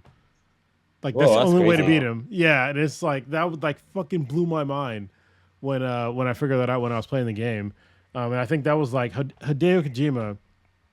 He's such a goddamn genius with gaming. Like the way that he perceives like the whole gaming experience. So, like he goes really above and beyond. Obviously, you can't do that to.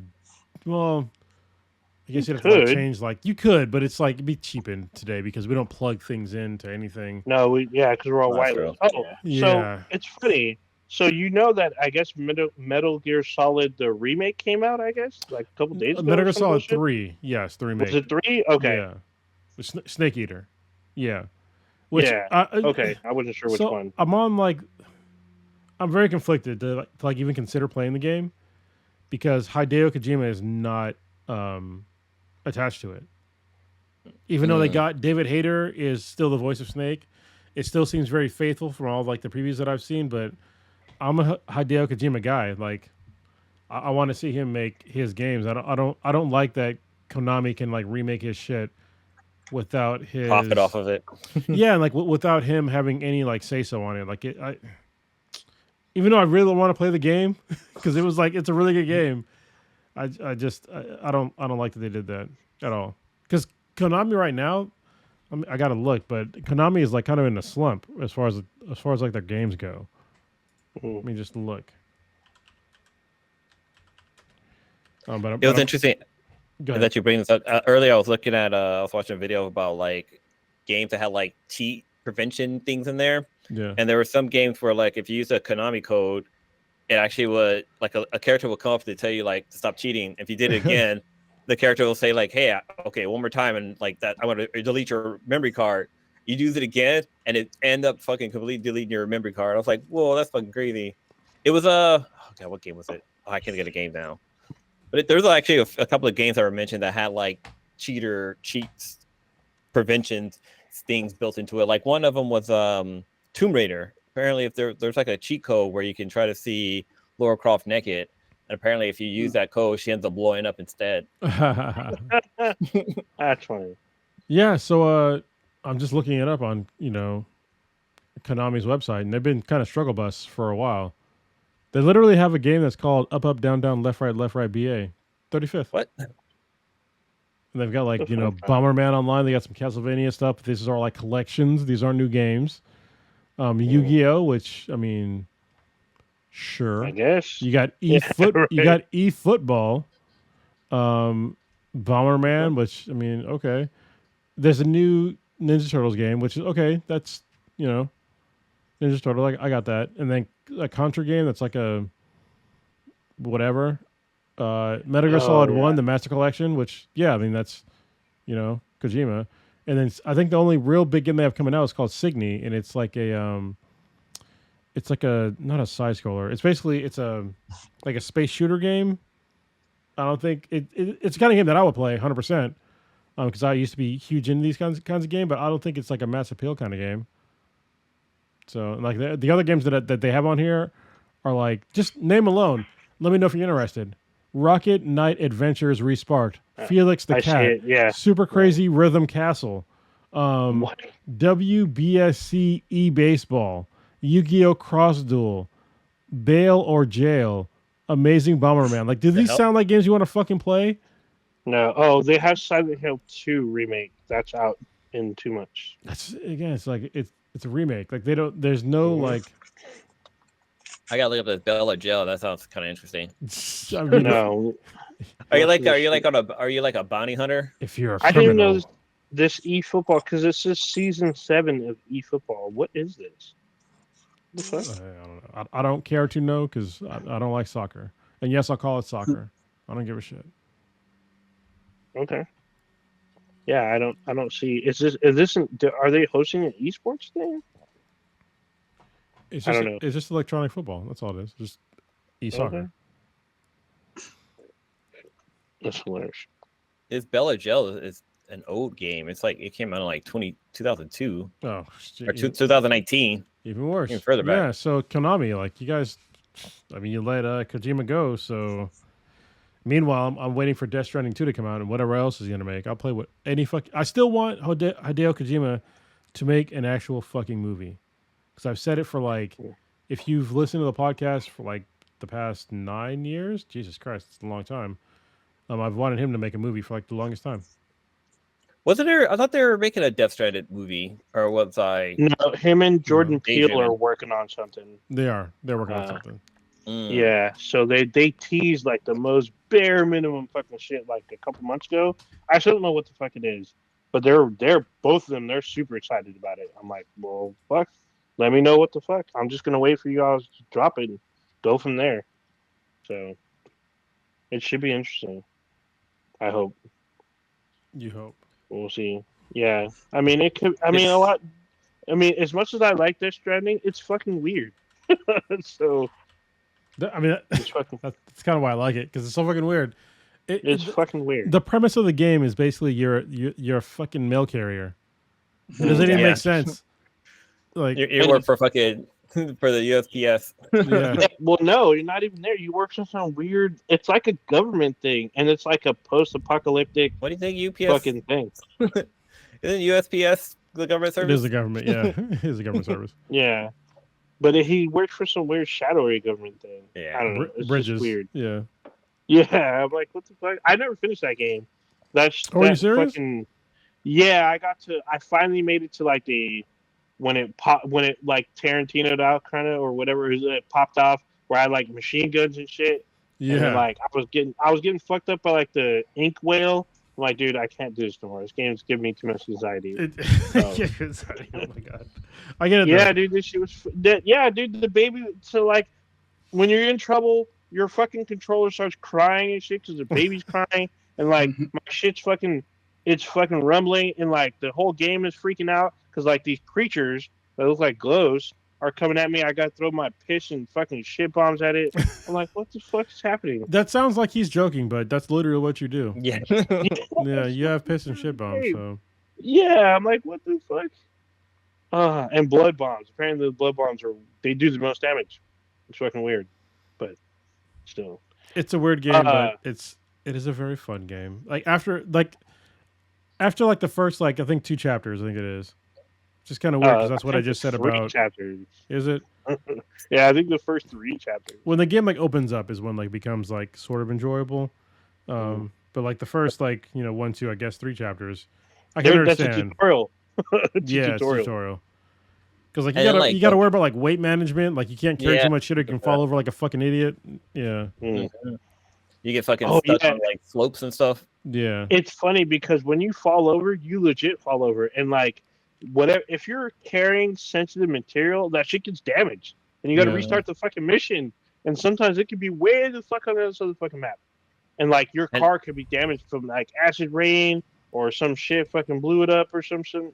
And you just gotta you gotta find a new respawn spot for your vehicle or walk your happy ass all the way the fuck back, which could take you 10 minutes. And it takes a while before you get fucking vehicles. A little bit. You're on your feet for a while.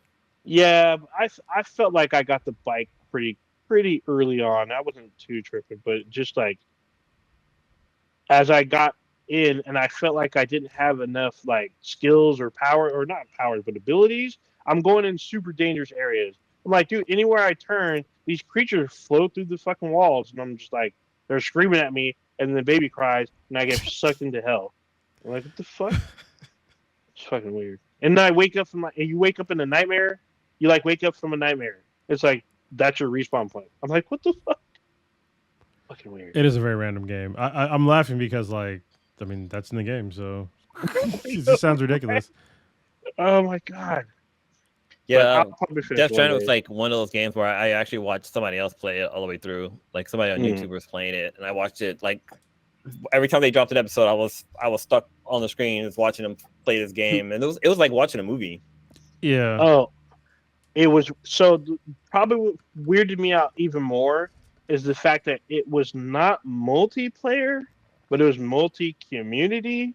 So basically, if people were in the same area as you, they could make roads and shit around you, even though they can't be in your game. So the world would change based on users building freeways, roadways, even turrets and shit, and they would randomly show up in the middle of your game. I'd be like, what the fuck is happening right now? And it was cool because some people were they would leave messages for you. Yeah. So I would you could recharge your car, and they have this message hey, I built this. They have their username. I left you a little something to help you. They leave guns or supplies in these little fucking storage refill units. I was like, what the fuck? That's fucking cool of you, man. But it's fucking crazy. It's weird ass fucking game. They've been all skibidi. LOL smiley face. Oh my goodness. There you go, Gen Anyway. Alpha, I guess. Was it Gen Alpha or I don't know. Well, this is a couple years ago, so those words weren't around yet. I think it's I think it's hilarious is that all of a sudden our generation is becoming like our parents' generation of like critiquing slang, and I'm just like, can you fucking stop? I know we're aging, but shut the fuck up. We don't need to be them. Like, let them have their fucking words.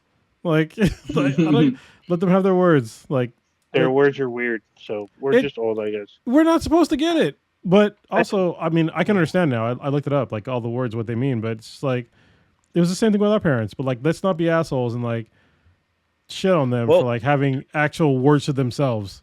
What's interesting is that like we have the internet, so you can look up these words. Where like back in the day with our parents, they had to ask us. Hold on. Let's just be very clear here. Back in the day, our parents didn't give a fuck. Like when it came to like slang words, like they didn't give. My mom never walked up to me and asked me like what the current slang. Like, get the fuck out of here! Like that shit did not occur. She was not curious. The only thing she was curious about was like, was I like? It's about like, did you do your homework? Yeah, exactly. Did you do your homework? You clean your room? Do you got a baby? No. Okay, we're good. You know. All right. Hold on. Let me just. I just gotta say it. Don't be out there fucking them little white girls. Like that was the thing. That's what my mom said. Not me or me to my kids. I want to be very clear. Yeah. But that is definitely things that was said to me as I grew up. And then guess what I did? I fucked them little white girls. I'm just saying. That's not little. I fucked them white women. So yeah. There you go. Yeah. So there's a book that you can actually buy on Amazon right now. It's called "Stay Away from Sneaky Snow Bunnies." Oh shit! This is a real book. Shit! Somebody on TikTok was reading this book and like they were going into the story, and basically it's two black kids, right? And they're like going out into the snow, and these snow bunnies show up, and like the parents warn like the black kid about like, hey, be careful of snow bunnies. They're gonna take your stuff. So like the kids are outside playing, and like the snow bunny shows up, and like they start taking like his glove, his jacket, and stuff like that. And he goes back inside to his parents and like, oh, the snow bunny took all my stuff. And the grandfather shows up. He thought, oh, don't worry. I know how to handle little snow bunnies. And like he leaves and comes back with all the kids' stuff.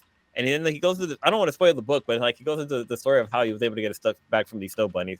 But like it's literally like if you know what snow bunnies are, you understand like the reference that its entire book is making. But it's got like 4.7 stars right now on Amazon with like 309 reviews, so it's pretty fucking funny. That's wild. So what I didn't understand when I was a kid is like, why would my parents say this to me? Like this seems very random. Like I mean, they're just people.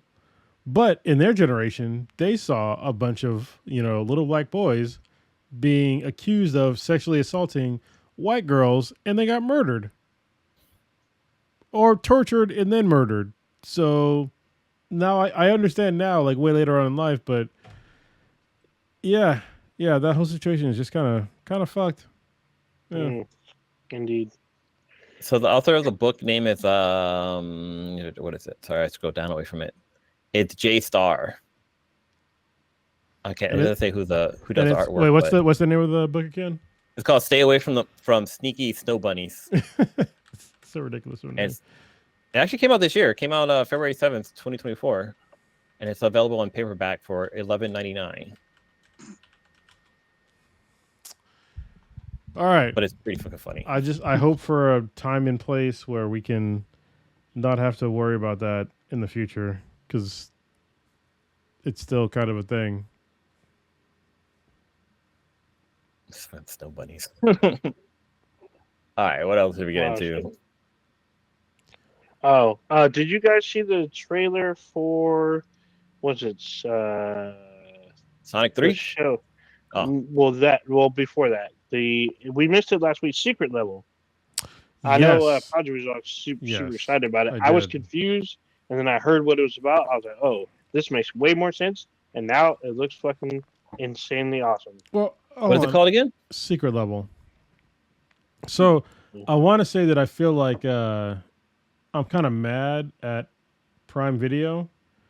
I feel like we've been cheated of possibly cheated of the God of War show, because they were talking about they're going to make a God of War show, and then if you watch Secret Level, I know that Kratos is part of this, and it's an anthology. It is not a fucking God of War show, so I hope that they're going to make an actual singular God of War show, and not just be like, oh yeah, we did this, Secret Level, and he's in it, so that's the God of War show.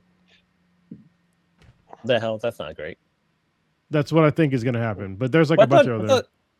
I thought Netflix was making a God of War. No, or like a series. It's Prime, Amazon. This looks good. I'm looking at the trailer right now. Oh, it looks good 100%, but I still want to see, God of War in like an actual show, not just an anthology. Because in an anthology, he's going to get like a very short episode. Oh. Yes, it Mega is. Man's in it, yeah. Yeah, like there's about this like quick still going through, and Kratos was definitely in there. Yeah, and so is Jin from Ghost of Tsushima. There's a bunch of characters from... Yeah. From all over gaming. There's like all kinds of shit. Or even like the what's the name guys are in this? The Splatoon, not Splatoon. I can't think what it's called. Warhammer 40,000 is in that. Like I think it's like a first like scene. Because when I first watched it, I was like, "Is this Warhammer?" Because it's like definitely Warhammer guys. But yeah, it's part of the anthology. So, and that's another thing where I know this is where it gets kind of weird, because I know that Henry Cavill also is doing a Warhammer 40,000 show for Amazon. And so I hope that... Hold on. Okay, let me think about it a different way. Either this is just going to be an anthology where it's just very short things and they're done, or they're going to use this as a launching pad to make the actual shows. So I'm gonna hope that it's the latter, that people they're gonna see the reactions from these kind of short stories to like various things in gaming, and Warhammer is not really gaming, it's their books as well, but I hope that they use it as a launching pad to make the actual shows and complete the shows. I think that'd be great for Amazon, but also fuck Amazon. They got fucking Pac-Man in it, so they do have Pac-Man in it. And I still pay for Prime, by the way. So you do a service, but also fuck you. Damn. Yeah, I'm trying to see if there's any new announcements. There's something that came out earlier this year, but it doesn't say much details into if it's still happening or not. I mean, it depends on what story they go with. Like, if they go with like generation, like God of War 1 and 2 and 3, like with that, that'll be an interesting story to tell. But then like the newer one where he has like the sun and stuff, that's a totally different world. Because Kratos out there effing bitches, smashing containers for health. That was the old Kratos. He was like Eminem. See, something I just learned the other day is that Eminem's new song Houdini, he samples that, like the chorus from a different song, which was also covered by Sugar Ray. So Sugar Ray has a song called what is it called? It's called Abracadabra. Yeah, it's called Abracadabra, and the original song is called Abracadabra. And Eminem uses that hook or whatever. I was listening to it. I was like, wow, this is the same song as Eminem. I thought he came up with the song himself, but yeah, he definitely sampled it from somewhere else. I'm actually not a fan of like his new song Houdini. Really? No, it was like, I don't know. There's like a kind of like a time and place kind of thing. Like, yes, it feels like Eminem from like 20 years ago, but also that's Eminem from 20 fucking years ago. You know what I mean? That's not like current. Like it doesn't make it. Eminem from 20 years ago is not relevant today. Like, agreed. Yeah, so I don't understand like why he did it. It's cool for nostalgia's sake, but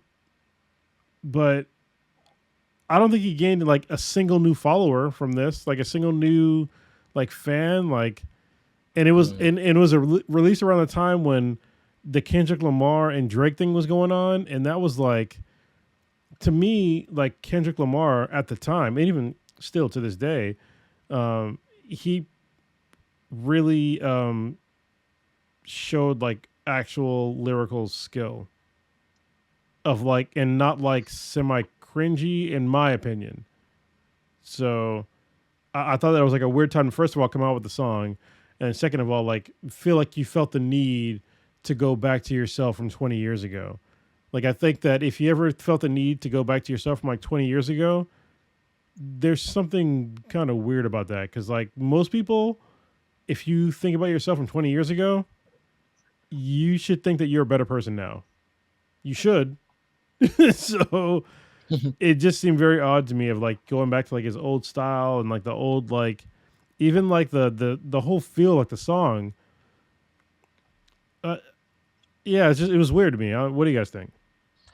Yeah, I completely agree. I like to me, and I'd have to sort of look at his discography. But after his first, 2-3 albums, is like, okay, I get it.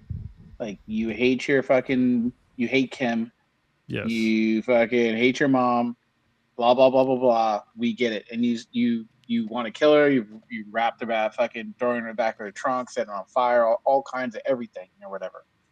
I get it. And at the time when it popped off in what, like 98, 99, whatever year it was, like we had never heard anything like that before, and it was new, it was fucking unique, it was fucking angry, and it was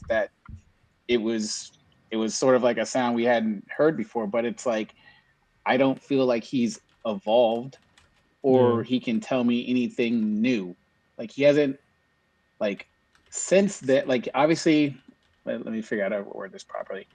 When Eminem was rapping, he was rapping about his past life, growing up in Detroit, stuff going on with obviously baby mama, his daughter, blah, blah, blah, mom, X, Y, and Z. And he gave us 2 full albums of the same fucking thing. And then we get to the third one, and I forget what song was on the third one, but I was like, I get it. Like you're saying the same stuff. You're throwing out lyrics that are kind of just simplistic. Like kind of, they're not really deep. I mean, they're catchy in terms of like the rhyme scheme, but what you're saying isn't really anything new.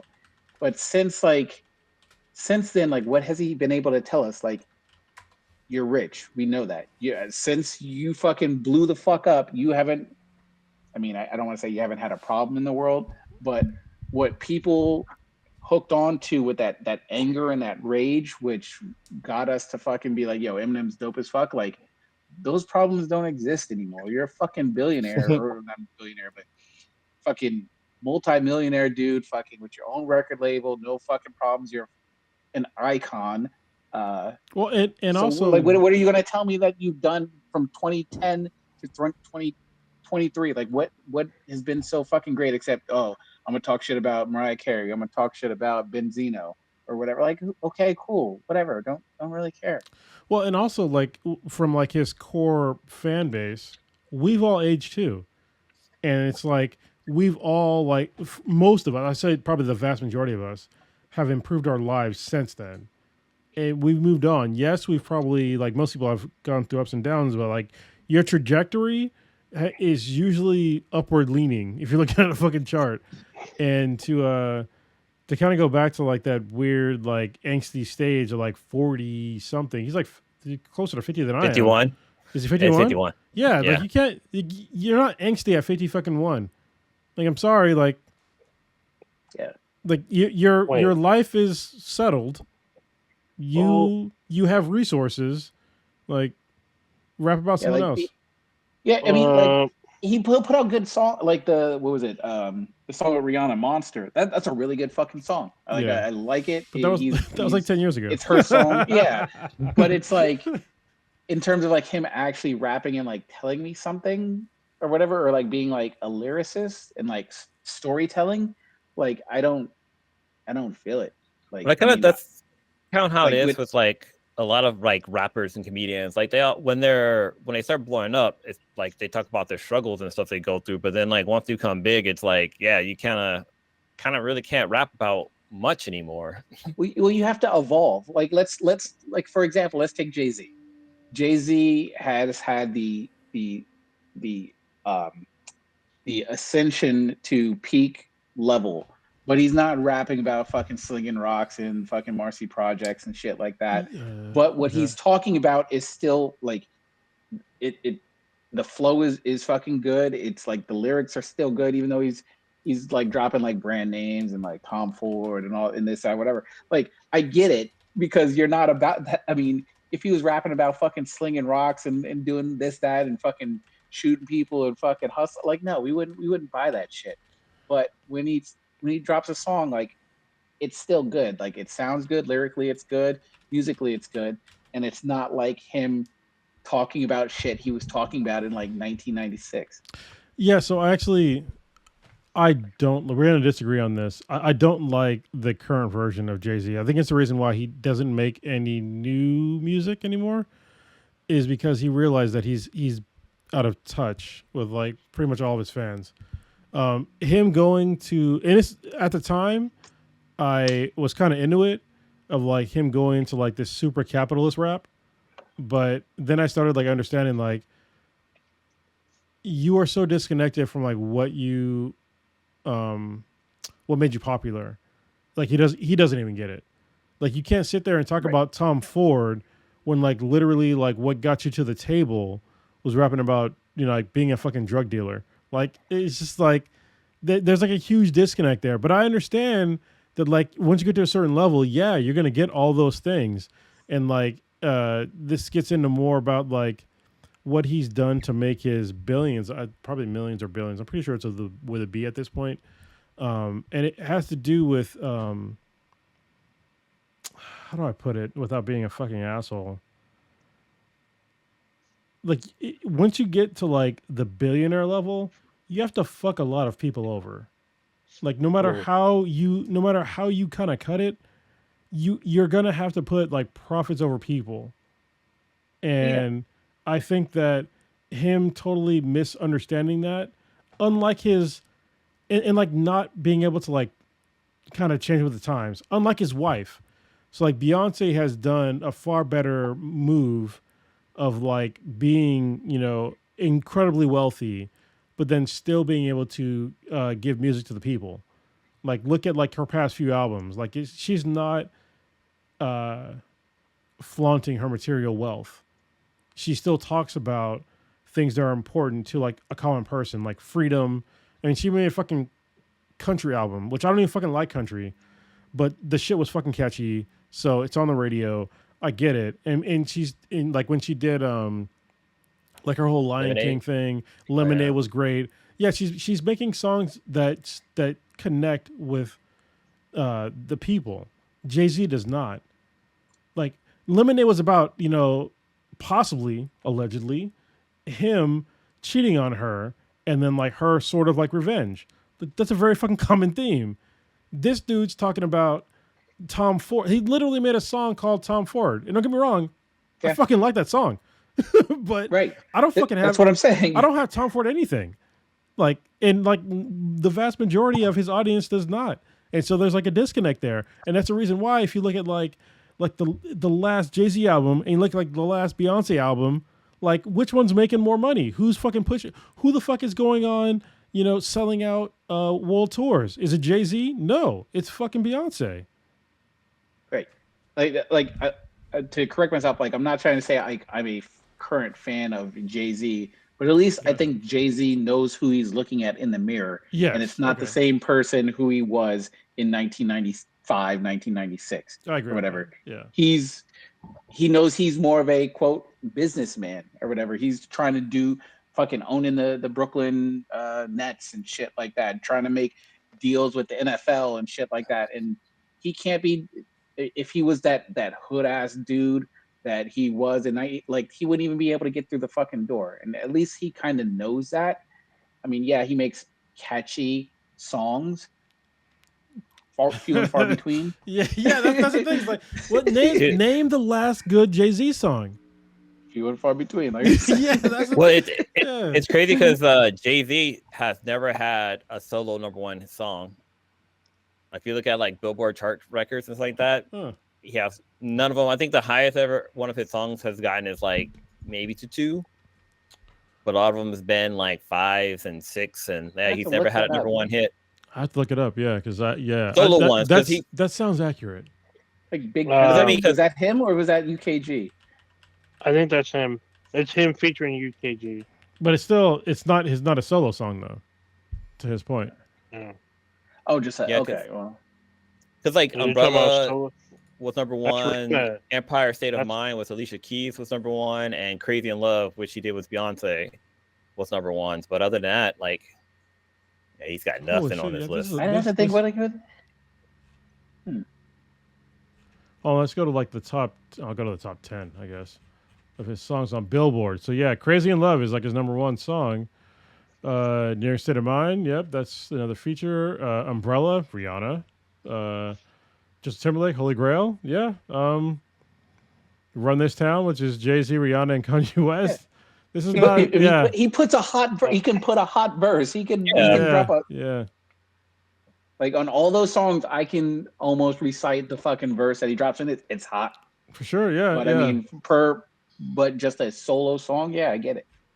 And this is why he will never be one of the greatest lyricists of all time.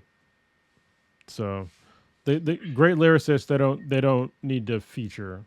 You know what I mean? I'm a huge fan of Kendrick Lamar. So, yes, he does a lot of features, but I think like most of his body of work is way more. I would say it's way more impactful to the culture. I agree. It's just that you're going to have it. I mean, saying something negative about Jay-Z is essentially you're attacking New York or whatever. Okay. And you're going to have those idiot. Well, I'm with you, but they'll just New York people and those old school New York hip hop heads are just gonna put their fingers in their ears, be like la la la la la. Hip hop was big here, waka waka waka. Stitch, I got an answer for them. Nas. There you go. I'll just say Nas. There you go. How about that? Just fucking wipe it all away. Nas. We're good. I got two questions. One they're both for Blue. So you're saying Jay-Z number one hit singles or albums? Singles. Okay.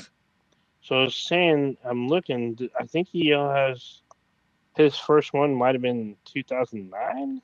That's not about the first, not even about the last. It's about what are the highest what are the highest charted songs that are him solo. Yeah, and I'm trying to see. It is which one. It gets to like number 4. I think it's Dirt on Your Shoulder, and it's like it's 14. Oh wow! And the peak was at position number 5 on the Billboard chart, and that was in 2004. Yeah, Dirt on Your Shoulder, H to the Izzo. Yeah, it's a great. Don't get me wrong, it's a fucking great song. Yeah, they're great songs. Yeah. But up above. Sorry, that was number 11. But yeah. Above that, it's like he's like if he's a feature or he has like some other guest artist that is a feature, which still means feature, but yeah. So yeah, sorry to sort of isolate and destroy Jay-Z here, but and you know what's wrong? Another problem that I have, and that's not a problem with him per se, but like a lot of the songs I like from Jay-Z, I don't listen to anymore because Kanye West is in it. And I don't listen to any Kanye West songs anymore. On fucking principle. So I wish I could, because like a lot of songs I like. But I can't with that dude. I can't. The dude, he's got too many passes. He's said so many crazy shit. He's basically got a fucking woman sex slave out here, reckless as fuck in public. Like, can somebody check in on fucking whatever Sensori, whatever her name is, check in on her, please? Can the cops do a fucking like wellness check on this woman? Like, please, like she can't be happy. Like, there's no way. Well, they're married apparently. So They're not married. Apparently they're married. No. Everyone's reporting them as married. Yeah, he said they're married. They're not married. You want to know how I know this? Is because when he said that they were married, he was still married to Kim Kardashian. And you can't get married legally to two fucking people in America. What's her name? Something Sensori. I feel bad for her. That's what I will say. Because if you want to be out there with your titties out at a grocery store, I mean, you've made very terrible mistakes in your life. There's children out there, man. She wears a lot of elaborate. Like I saw her in like an egg. Yeah, she needs to like stop doing that. Like, I don't like just think about like just kids walking and then seeing a woman with her titties out wearing a full stocking outfit at a grocery store. Like that is not fucking like. You want to do that shit at your house? Good to go. But like, don't do that shit in fucking public. Like, I don't want to explain why she's got fucking nice ass titties in my daughter. I'm just saying. Wow. My other question was for Blue. You said Eminem sampled who? You say Sugar Ray? Well, Sugar Ray is a sample from another artist, but the song was called for a song Houdini. It was called Abracadabra. What it's called now. Abracadabra, yeah. So Abracadabra is by Steve Miller, which is an 80s song. It's the original one, yeah. Yeah, so, and he actually spoke about Eminem's sample. He said he praised him. So, there you go. Yeah, I'm pretty sure Eminem probably got, like, right to do it. He probably got to, he had to. You had to, or else you're paying a lot. You don't want to be like, who was it? Puff Daddy. Puff Daddy is paying, like, Sting, like, $2,000 a day because he used this song. So this is a funny story because I saw this shit. It was in like Rolling Stone or Newsweek or something. So someone tweeted out about how much P. Diddy was paying Sting, and they said like $2 or $3 grand. P. Diddy corrected the fan and said it was $5,000 a month for that one song. Didn't like Michael Jackson buy one of like Paul McCartney's or some Beatles type shit? He bought the Beatles, their masters. He outbid Paul McCartney, and that's what caused the feud between them. I've heard they passed things up before he passed.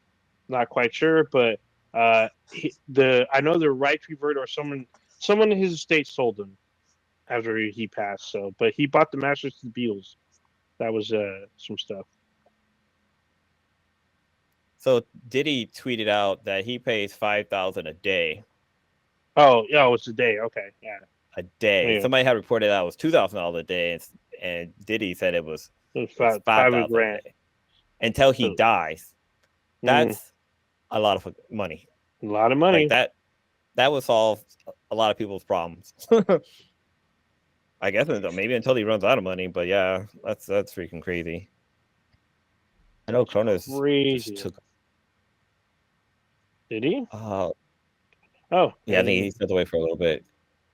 That's some crazy shit. I'm still trying to see. So it says Jay-Z had 4 number 1 hits, but I'm trying to see which ones were solo. None of them were.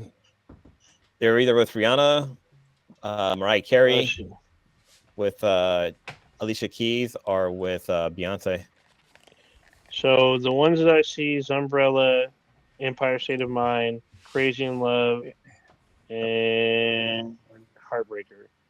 Yeah, Heartbreaker, Crazy in Love, and Umbrella. Those are highest charting songs. But with other artists. Yeah, they look like his solo songs. Like he doesn't. Yeah. Yeah. Well, even like featured, like those are the only 4. A lot of like 200 songs in his catalog. Well, there's a bunch, but a lot of these are high chart toppings. Like he's like the stuff with Justin Timberlake that was charted number 4. Dirt Off Your Shoulder charted number 5. Yeah, it's just, again, bro. It's they're fucking features. Like he needs another artist to like. Well, Dirt Off Your Shoulder was him. That's a solo. Well, I said that before. That's his highest one. That was like his number 11. Real quick, Zor, her name is Bianca Sensori. Thank you very much. And he says, do you mean yay? And I mean, I guess, because I try to respect, what do they call him? Oh, yay? Yeah. I forgot. I thought he changed his name again. So no, I try to respect pronouns, but also I don't respect him on a fucking molecular level. So, damn. Yeah. Well, I just like, the guy, I get it. He said a lot of fucked up shit about Jewish people, and I'm he not. Said a lot of fucked up shit about I'm not people. Yeah, I'm not going to stand about Jewish folks, but you can't. What he said, the things that he said, the verbiage that he used, was beyond inflammatory. He deserves to have more than what he is currently experiencing in the form of punishment for the things that he said about Jewish folks. So, well, he literally said slavery was a choice. Yeah, that's another thing. And I wanted to make sure that like one of the reasons why I'm not standing is because I have a huge problem with the whole Gaza thing and Israel. So, but also I would never say any of the words that he used against Jewish people as a whole. And yeah, the whole slavery was a choice thing is fucking incredible. Because like I could literally, if he said it wasn't a choice, I'm a kind of person that could literally put him in that situation physically if there wasn't like law enforcement and just beat him down every fucking day and be like, hey, is it a choice? Is it a choice as I'm whooping your ass? You know what I mean? So he doesn't get that because he's forgotten his roots from when he didn't have money, but now he lives a life of privilege. So he doesn't understand for some reason that you can be put and forced into terrible situations that you do not agree to for a long time or the rest of your life. And I hope that nobody does it to him or nobody that he knows, but it can still happen. Yeah. All right. You guys want to wrap it up or we lost Prodigy? He been left. Yeah, he been you left. just not noticed he left? Like an hour ago. Yeah, he let us know like before the podcast. But I'm just saying, like he usually does the outro or whatever, or not the outro, but you know what? Stitch can do the outro. I'll give you. Oh wow! Right. Hold on, I'll give you a second to like think about it. Combobulate, write it down. So yes, you've been listening. Oh, go ahead. No, you got it. Go ahead. No, you gotta ask what we're doing this weekend. What we're populating, whatever, all that fun stuff. Oh yeah. I forgot. So then what you got? Percolate, populate. Wait, who'd you ask? I missed the name. My bad. You. Oh, me. Ninja. Oh, so I'm gonna be living like the Stitch life. The shit Stitch be doing when he be partying and vacation and shit. I'm going to Napa this weekend. So I'll be doing that in my life. Yeah. But you be doing shit like that. Just you like never been? Hold on, Stitch, you never been in Napa? What the Dude, fuck? I've only been like twice. I've been. And I was like recently with the sweetness. I've been once, yeah. So I've been nice. once. You can get Waco wasted there. Yeah, that's kind of why they want to go. We're going for a birthday. We're celebrating literally 2 days for one birthday. Nice. So we're doing dinner Friday night, and then we're going wine tasting Saturday, and Saturday night we're going to Russian River Brewery. So nice. I'm gonna see if I can maybe place my order in person for Pliny for President. I don't know if they do it there. They're probably gonna tell me to do it online, but it won't hurt. So the next Pliny for President is gonna be in October, like late October. Yeah. So I'm like, well, as long as I can order it, like get me like a case or something, if I can do it right there on the spot, probably not. But it's not until October. But if you can, let me know because then I'll send you some money. Yeah. I'll literally just text you as soon as I do. I'll be like, let me just do this here. Yep. We're going for the pizza because they actually have really good fucking pizza there. So we're doing that shit, and then I plan on getting. I will be getting Star Wars Outlaws sometime this weekend. So I do plan on playing that. So I probably won't play until Monday, and then just like enjoying Napa, drinking wine. Probably gonna get a little buzzed, and then coming back and start my new job life. So yeah, that's it for me. Well, Ninja, what you got kicking? You just asked him. It's all good. It's all good, man. You've been gone for a while. You're a little rusty. Kronos, what you got? You need some Vaseline. You need some. Get that petroleum jelly. Yeah. Actually, this week has been like one of the best weeks for me for a while. So I'm doing a thing called EMDR. You can look it up. It's called eye movement desensitization reprocessing. So it's mental health stuff, but I made a breakthrough on like Monday, so it's been great. If y'all have ever been through trauma, look up EMDR. If you can find a therapist near you, go to them and do it. I recommend it, but I'm also not a professional, so there's that. it's just doing good things for me. So other than that, what else is going on? I'm looking forward to working on getting my brown belt soon in jiu-jitsu. So hopefully later on this year, probably in like November-ish, I will do my test for my brown belt, and I plan on competing again for my first time in like 5-6 years at jiu-jitsu at Naga in San Diego. So if you're in the San Diego area, look up Naga if you want to see me compete. I'll be there. Hopefully, I haven't signed up yet, but I'm going to. So I'll be doing gi and no gi, and hopefully I can strangle some people because I enjoy strangling people. That sounds very. But not too much because that'd be fucking weird. That's all I got. And what you got, Lou? What's cooking in the crock pot? So this weekend it was the Sweetness and I's 7th year anniversary, and so we did our annual. Thank you. We did our annual trek up to South Lake Tahoe, and we had a good time. We had a lot of fun. We went to a new hotel which had a beautiful view of the Lake Tahoe. I was like, what the hell is that name of that lake? Oh, yeah, it's Lake Tahoe. Or just Tahoe. But yeah, it had a really good view. What was crazy on the way up there, dude, it rained. So we're in summertime. Anybody who doesn't know where we record here in California, and it's summertime here. And Tahoe is like a good 3-hour drive to get there. But like it literally rained like almost a whole drive up there. And it got to the point when we got up to Tahoe, like there was snow on the mountains. Like that, because it actually was very cold up there. It was like 40 something when we got there. And then at night it dropped down to the 30s, which is like freezing temperature. So like, yeah, there was snow on top of the mountain, but like literally the day after, like it all like melted away. But yeah, the weather was beautiful after it stopped raining. We had some good food. We did like this. We did this train ride. Like it was a good like hour away. Called we went to. I can't remember the name of the city. It's like Vincent City or something like that. It's near the Bunny Ranch. Because on the way there, there was a sign that said like Bunny Ranch this way. And I was like, oh wow, there's the Bunny Ranch.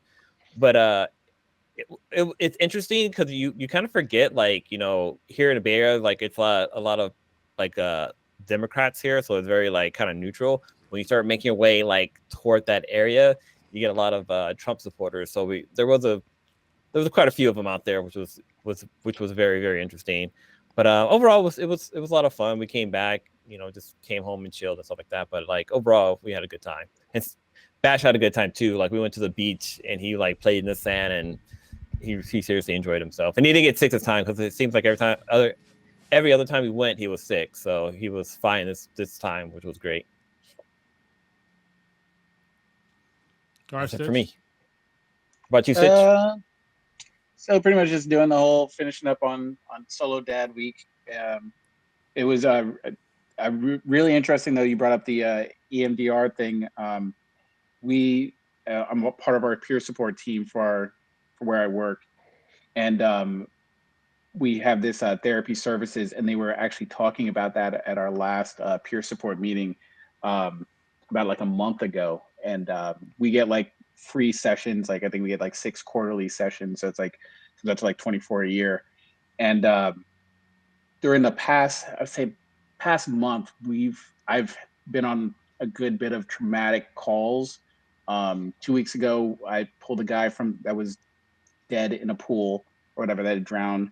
And then last Saturday, we had a guy who ended up committing suicide in front of us, shot himself in his head. So I was thinking about actually going to just go check that out, just to kind of see like what it sort of does for me and everything. Because it's always good to just vent. And I always tell people, it's like you always bring your car in for like regular checkups and stuff like that, and not necessarily because like something's actually wrong. You don't have to have the check engine light on, or the car doesn't have to be rattling. But it's always good to just treat your mental health in the same way. Just go talk to somebody, whatever. You never know what might be wrong or what might be like kind of in the back of your mind. And based on what they've said, and I haven't had any experience with it myself, but it seems to be like a really, really amazing like breakthrough in like therapy for like helping people like deal with like traumatic injuries, if you want to use that word, but traumatic incidents and helping with recovery and sort of progressing from that and dealing with things of that nature. So that was something I was actually going to try to schedule when the wife gets back, so I can just go and experience for myself. Well, I recommend. So yeah, like definitely do it. It's like these are things that you mentioned, like they're like recent to you, but I don't want it to like if you can deal with it now with a therapist, do it, because if you wait like way longer, like shit just fucking it gets terrible. So yeah. So just knock that shit out now. Yeah, and I always tell people, especially like in my profession, same thing with people like in the military profession as well. It's like we have this culture of like, oh, well, we can deal with it, blah blah blah, whatever. I just move past it and blah blah blah. It doesn't bother me, whatever. Just shake it off, on to the next one. But if you're human or whatever, you are going to carry that baggage with you no matter what. It's still going to be a memory, and you never know when something unrelated might bring up that past repressed memory, or something might spark it, whether it's like post-traumatic stress or whatever it is. So it's always good to just talk about it, and it doesn't have to be like you're curing yourself from it or anything, but it's just good to just talk about it and to not have that baggage sort of in the back of your head. Yeah. So that's something I'm kind of looking forward on doing next week. And then besides that, like I said, I was going to try to go watch the Aliens movie, and trying to plan a trip to Seattle to go watch like a football game. Damn. Yeah. I'm just you're a fucking Seahawks fan now? What's going on here? No, well, Niners going to be playing. Okay, there we go. All right. Yeah. Yes, someone's trying to get me to go out there for that. So I was like, maybe I'll do that. It's nice up there, honestly. Like Seattle's nice. Yeah. If I went a couple months ago. I went last year actually, and it was dope. I thoroughly enjoyed it. So I'm looking forward to trying to go back. When I went, it was summer, so I'd be going in October. So obviously the weather might be more gloomy, but Seattle was a really, really dope area. I loved it. It's very green. Beautiful. It was a little bit different because we went out there for like the All-Star game for baseball. So obviously they're gonna clean the city up, make it super presentable. Because you hear some things about like, oh yeah, they got this event going on. They're gonna try to sweep the homeless to the side and whatever. So who knows how it'll be? But I mean, I'm still gonna have fun. I enjoyed Seattle for what it was. It was a dope ass city, and I love it. Awesome. All right, Ninja, do the thing. All right, you just experienced Black and Black times Infinity with Infinity with the added Stitch additive this week. Check us out anywhere and everywhere with BTHAN. That's BTHAN anywhere you consume your podcast. Just know that every Wednesday, 8:30 Pacific-ish time, we go live on YouTube and simultaneously on Twitch. You can see us BTI on Twitch as well. Check out our official website, bidheadproductions.com/BTI. You can email us at btbti@gmail.com. We have a Discord server. Let us know if you want to join. You can email us and ask for permission to join, and follow us on all the socials or whatever socials you, I guess, are signed up to. And that's about it. Real quick, thank you everybody that's watching tonight. We had a very excellent average viewing duration. So thank you. There you go. Yeah, and actually a lot of viewers in general. So thanks. For sure. We are out this week. Do.